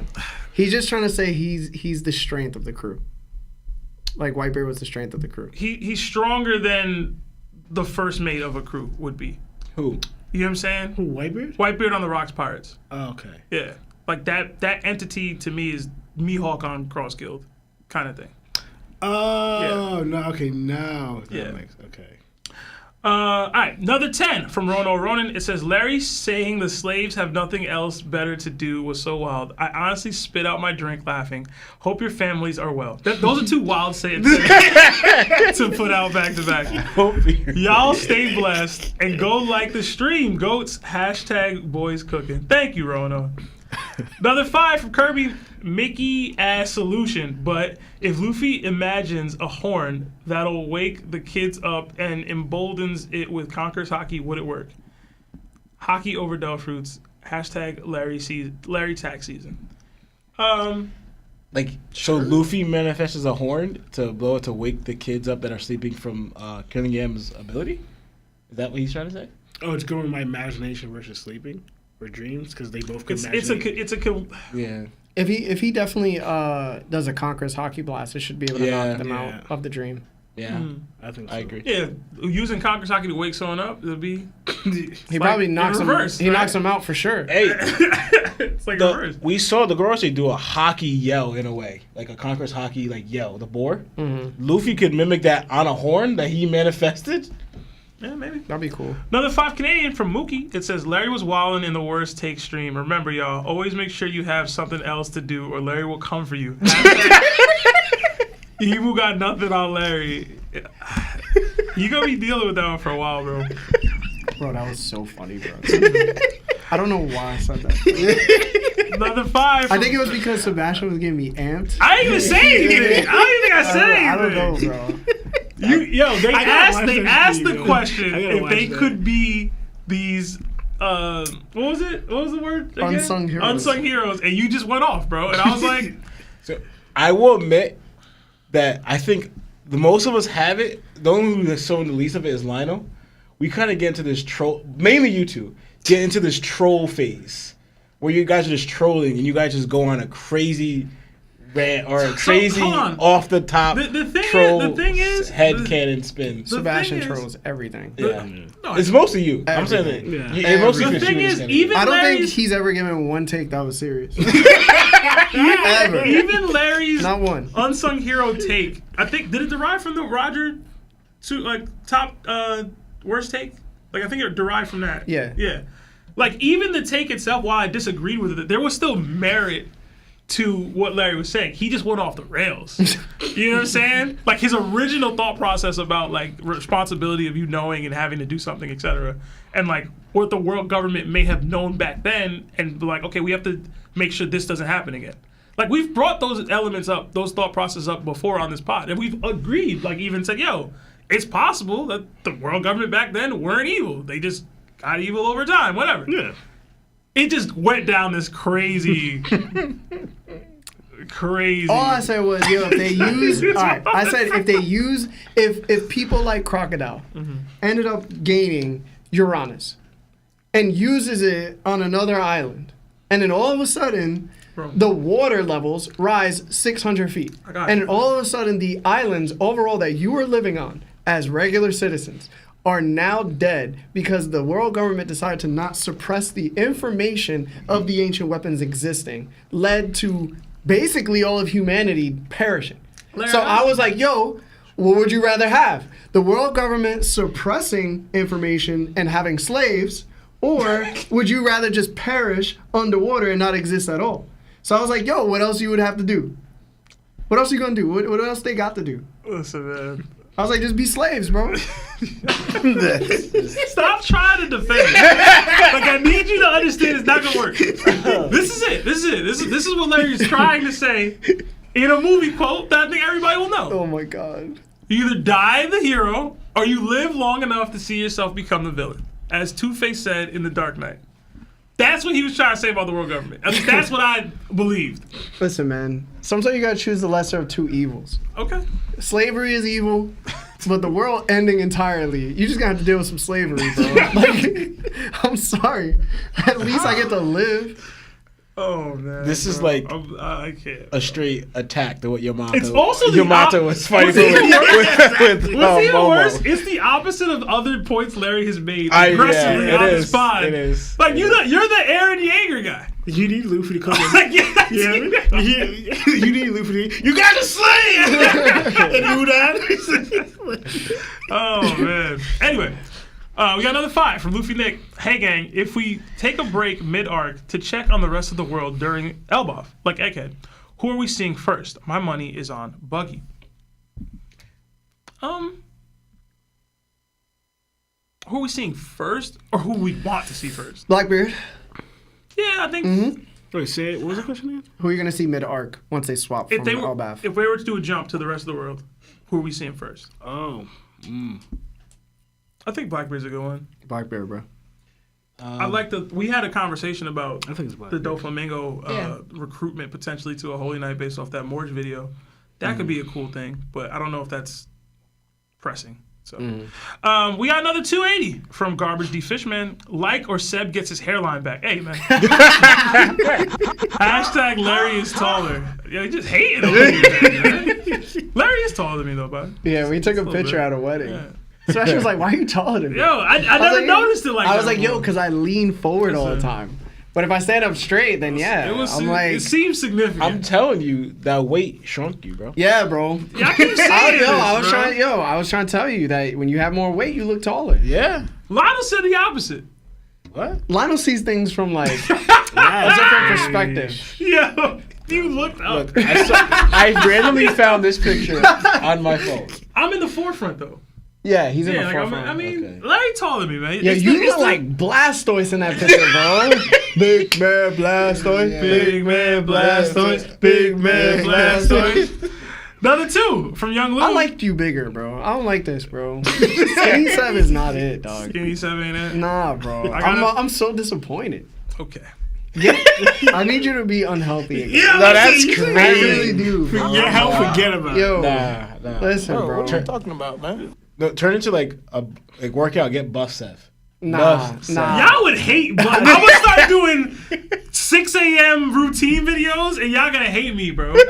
Bro, what are you talking about, man? Listen, y'all will hate Buff You Seb. really be Septino, bro. Oh my god. Speaking of which, we got another 2 from Young Lou. It says Seb Doriano. That would have been hilarious. Another 5, and I gotta get through these, bro. We got like 40 super chats to go, bro. Wow. From Kevin Rodriguez, it says Seb Big Bomb cosplay or DDT. You must pick one. Hashtag Larry Text. DDT all day, every day. DDT could come back next Wednesday if Larry not lacking. That I'm so serious. We can make the announcement right now. You don't understand DDT how on the things- second. You don't understand how things work, bro. DDT on the second. Sebastian just does everything off cuff and just be like, all right, yo. But I'm good. I got at least like how many matchups was that? Just go, bro. All right, man. DT on a second. Another 5 from Kodo 1998. Hey guys, just a quick before getting into work. Do you guys think any Straw Hat gets put to sleep? And if so, what are the dreams? All right, so Usopp. You would have Usopp, the craziest dreams. Usopp dreams or nightmares, either way will work. I would love to see the Usopp Word. Yeah. piece here. Yeah. Another 5 from Evan Bridgeford. It says, One Piece Mondays, once again, let's go. Also, sorry I'm late. Larry, please don't take my cat. He's all I got left after last time. Laughing emoji. Hashtag Larry Tax. Hashtag Seb Goat Takes. Thank you. Oh, I might have read that wrong, but thank you. Another 5, CHF. Not sure what currency that is, but thank you. From Sanji Aistalia. It says, what's up, gang? Y'all also be playing Monster Hunter Wilds. Hashtag Topped International. Nah. Don't even know what that is, bro. I'm be honest with Nah. If anybody was to play it, it'd probably be Lauren Tolano. you. Yeah. I might have checked it out. What's it called? Monster Hunter Wilds. It's a popular game by Capcom. It's really good. Oh, yeah? It's a really good game, yeah. Another 10 from That Ain't A. Found out Lionel had that dog in him last stream. After he finished the Odin slander, he paused, gave a gentle sigh, and then said, now you can call me Odin. Terrible. Another 10 from Wise Life Jody. Who would end up being stronger? King with Marco's Devil Fruit or Cat with Dofi's body? Oh, Dofi's Devil Fruit.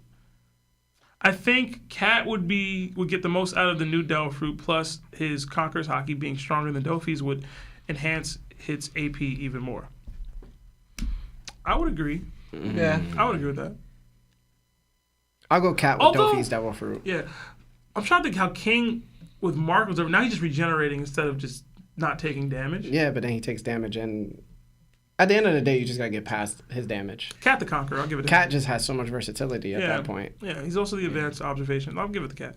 Another 5 from Off-Brand. It says, we get 2 episodes for Egghead Part 2. Hopefully it's break week so we can get a live reaction or do maybe a Discord's watch party. Love the pod. We should bring watch parties back, honestly. Mm-hmm. Another 10, CA from, I don't know, maybe. Guys, Larry. Another 10 from DDASB. It says, hashtag Loki, get up! Hashtag Larry Tax. Thank you. Another 5, Canadian from Sudweeb. What do you think if it turned out that Akainu and Aokiji planned all their fight up to the end being like Hokage desk job / Shadow Hokage dirty work? I would not like it. That'd be kind of cool. I wouldn't like it. But I think everybody wants Aokiji's story to be very intriguing, and I think that dampens it. So, Facts. Another 10 from that AA. I would also like to do some free art for y'all. Thank you. Is there a way I can get an idea of what you guys like? Glad the boys are healthy again, by the way. Hashtag, what would they rather be doing, bro? oh my god, what would they rather be doing? Are you what in the we like? discount? Are you in the Discord? That ain't. Yeah. I'm trying to think how we can communicate it. Just go into Discord and go into the Ask Us a Question and just Ping. tag me and Seb. Yeah.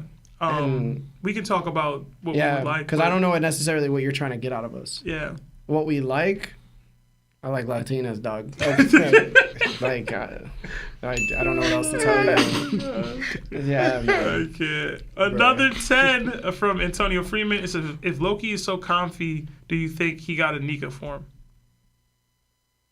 He could. I mean, he could have. I don't fully understand the question, but if if the Delphi he has is some version of the Nika fruit, yeah. So I didn't. Not saying I didn't realize it, but paying attention. Like for example, they all recognize Luffy's form and saying that it resembles like their sun god, and Loki saying that he is by the fruit or whatever. It's like, all right, maybe it does have a form or it looks something like it because you guys know what it looks like because like we saw Ripley say it to Luffy, you know, so Loki must know. No. Let's get through it. Oh. Yeah, we got a couple super chats. Yeah. Another 5 from Smoothweeb. Would Zoro and Sanji beat Big Mom in Wano? And would Kid-in-Law beat King and Queen individually, whichever matchup? Hashtag Corazon Gang. Well, Sanji can't fight Big Mom at all, so it's really going to be Zoro heavy lifting. If you want to remove Sanji's stipulation, still probably not. I don't know if they have enough to knock her out, for real. I think they do. We had this argument before. I would say that Kid and Law can beat King and Queen individually. Law would beat Queen. Kid would lose to King. I was saying the same thing. Yeah. And if you switch it up, King beats Law. Kid beats Queen. That's all. I'm valid. not sure if Kid beats Queen. That's all valid. Nah, Wow. Yeah, come on. Come on. sure. Come on, bro. Even I know he would beat Queen. Like, he's a metal Yeah, person. what's up, bro? Yeah, come on, Law. Another 5 from Past the Scene. Thoughts. Egghead serves as endgame to Sabaodi's Infinity War. Kind of, because it's a continual story with the same characters, but not exactly. It doesn't have the same payoff, in my opinion. Another 5 from Harry D. Luffy. How important do you think Kobe is to the story, knowing that Shanks and Garp both saved him? Hashtag Larry Tags. Hashtag Size Matters. Hashtag TOPT. He's very important. Yeah, he's pretty important. Yeah. Yeah. Probably a future admiral, man. Right? Another 5 from Josiji Umbra. I have no clue what's going to happen next chapter. Too much stuff going on all at once. I hope we get into a flashback or some sort of breakdown of what actually happened with Harold's death. That'd be dope. Another 7 from Johnny Faisha. It says, do you think the reason why Shanks gave up his arm was because he had a mark from the God's Knights / Elders to use to teleport? We've talked about this before on the pod. I think it would be another one of those retcons from Oda that could make sense. I just don't know if I'd like it. So I don't know if y'all have strong feelings either way. No. Another 5 from St. Louis. I think Loki has insane observation. Haki, Gunko's arrows, plus later in the chapter with Luffy's attack. And he set Branch 8 on fire on purpose. Hashtag Larry Text. Oh, I forgot to bring that up. That he hit one of the things specifically. It seemed to get people's attention that way. But I was kind of saying that. yeah. I mean, yeah, his eyes are always closed, so seemingly. Another 5 from Mookie. It says, the 3 HKs parallel the Monster Trio in some way. Killingham, Toon Force, Summer talking about love, Gunko with the directions / arrows, potential matchup. I brought that up earlier. Yeah. Zoro don't really be scrapping with. I don't know. Whatever. Go ahead. Sanji can't fight the girl, so. Another 2 from Mira B. I am just here for the giant MILFs. Hashtag Larry Paxton. Wow. Another 11 months at not Yonko status, our highest tier of membership from Left Lane John Wayne. Thank you. Glad to see the whole crew tonight. Love the live. Looking forward to episode 200. Keep going strong with a knock 'em fist. Hashtag like the stream. Hashtag Marvel Boss. Hashtag Smoothie Gang. Thank you. Thank you. Another 5 from Josie. CG says, just put the pod in 2x speed to catch up because MFers keep calling me hashtag top, hashtag best book club. I do be listening to podcasts on double speed or 1.5 speed. Another 5 from Kirby. Could a dream version of someone be stronger or weaker depending on the POV? Example, Kaido to Luffy versus Kaido to a random Marine. Hashtag BBL pod, hashtag TOPTD codes. I think there will be a limitation always. Yeah, because apparently he can't even put calories in his food, so Yeah. he can't put Haki in it. Yeah. Another 5 from King Ray. To the man who holds it all down, doesn't matter if it's 2 or 3 of y'all or all 4 of you guys, he never fails to hold up his end and give us a show. Hashtag Marv the GOAT. Shout out to Marv. Shout out to Mario. He's sick. Yeah, he's sick. He's still here, man. Another 5 from Nasty XL. What if Shamrock used Jenny to produce kids in order to experiment on them? Then Gunko was the only successful experiment. Maybe why they look similar. Could be. I personally have always preferred Gunko just be a new character, but I can see it. Another 5 from Josiji. What if Dark Nika is just the world government's view on who Nika is since they oppose what they stand for? 100% could be. Yeah. They That's totally definitely believe it. in him. Yeah. So, another 10 from A Hot Day. What if Luffy's dream is revealed to the God's Knights and they report back to Emo and it causes panic that they immediately mobilize all the troops and start the final war? I need to know Luffy's dream. Yeah. Could be. Could be. Another 5 from Mira B. Since we're doing Inception via sleep shenanigans, what's TOPT's favorite Hollywood actors and what's their devil fruits? That's a lot. Hashtag Elbaf baddies. Hashtag Larry Tax. Hashtag good golly. My favorite actor is Leonardo DiCaprio. I don't know what his devil fruit would be. I don't have one. So. Yeah, I don't have I don't one. have one either. Another 2 from Smooth Weeb. Ideal starting Pokemon OG151 for the Straw Hats. Jinbei Blastoise, bro. I don't know. Yeah, Jinbei Blastoise. Nami, Pikachu. Sanji Charmander, Okay. Zoro Scyther. Not Hitman. Not Hitmonchan or whatever it's called. Nah, because he has the fire kicks. Okay. Oh yeah. That's true. Luffy. Which one eats a lot? I don't know. We gotta go through these, bro. Another 5 from Vanilla. Which admirals would be needed to take down Kaido? Hashtag busted open. All of them. Just the Kaido. I said it. Another 5 from Roy Stokes. As for the Naruto stuff, I agree with what Larry said on the Life with Anime. 5th gear gas is out too quick to put Naruto down, in my opinion. Cool. Another 10 from Kaiba Corp. It says, my take home pay looks like Chopper's bounty after paying with my white fan tax in addition to the Larry tax theft. I'm a finna crash out. Hashtag tapped on top. Thank you. Another 5 from Biggie. Did y'all see that they added new Gear 5 effect in the new episode showing how his Devil Fruit was to awaken but his mind and body weren't caught up? Did not see that. I'll have to check it out. Another 10 from Jai Jackson. Hello, y'all. I want to say thank you for providing top-tier content week after week. Do you guys think that current Luffy is stronger than Kaido? I think Luffy might still lose. Hashtag BBC. Hashtag top forever. Thank you. That was our first super chat. Thank you. We've talked about this before. I think we all said Luffy would still lose to Kaido. Yes. Yeah. But I do think it's extreme diff. Another 5 from Carlos Avila. It says Jake the Dog versus pre-time skip Luffy. I don't think that's the dude from Adventure Time, right? Jake the Dog. I don't know much about what Jake can do. I haven't watched Yeah, Adventure I've Time. never watched Adventure Time. All he can do All is you can do is stretch. stretch. Luffy. Yeah. Another 10 Canadian from Lennon. Dude, you donated 300 earlier, bro. You don't got to do that. Yeah, Lennon, bro. 300, and now this? Dog, man. man. Man, I get here late and find I missed another tax I need to pay. How? Hashtag Larry tax. Hashtag white fan tax. Missed y'all for a while. Happy to be back with the Nakama. Lawrence needs a chef with how hot he was cooking. Yeah, man. Another 5 from Smooth Weed. Loki threatens him with harming Elbaf because he knows that's the only thing they'll believe from him. Since before he was born, he was already the accursed prince. Told you. Another 5 from Watch, Carlos bro. Avila. Just got engaged. For real, feeling like a bond since my girl bad and tall. Hey, man. Hashtag Hey, Story King. yeah, let's go, bro. Hashtag Larry. Larry, please don't tax my wedding. Hey, man. Yo, just invite us. Invite us, man. She got sister. invite us it. What's up? Listen, Seb on the prowl, I man. like him tall, too, Congrats, man. congrats. Seb bite. I saw him do it one time. Another 1 month from Lennon Chase. Congrats, Carlos. Good luck climbing that mountain. Another 5 from Lennon. Yo, Lennon. It says, love that Seb mentioned the bandages around his eyes because I thought it was a sign that he was training observation hockey from that early on. Could be. Could be. Yeah. Yeah. Another 5 from Smooth Weed. Doubt Loki believes he's the sun god because of the Devil Fruit. Since becoming Nika is a dream of every Elbafian, he believes possible, not just Elbaf royal family. Who knows, bro? We gotta get more context. Another 20 from Ramal D. Goat. Oda drops Usopp / King Arthur parallel with the Excalibur and Ja Rule's sword in his head. Instead of sword, it's Ragnir. Loki says no one can lift it. Usopp uses a hammer in Arlong Park, Alabasta, Water 7, and Thriller Park. Hashtag St. Larry. Hashtag Mukbang Law. Hashtag Where's Lionel Law right here. Yeah, I definitely see the parallels between King Arthur and the hammer. Another 10 from 20 from Ramon. Loki has a revelation that I connected in Genesis 42:9. Then he remembered his dreams about them and said to them, you are spies. You have come to see where your land is unprotected, meaning the Holy Knights in Elbaf. Y'all got anything for that?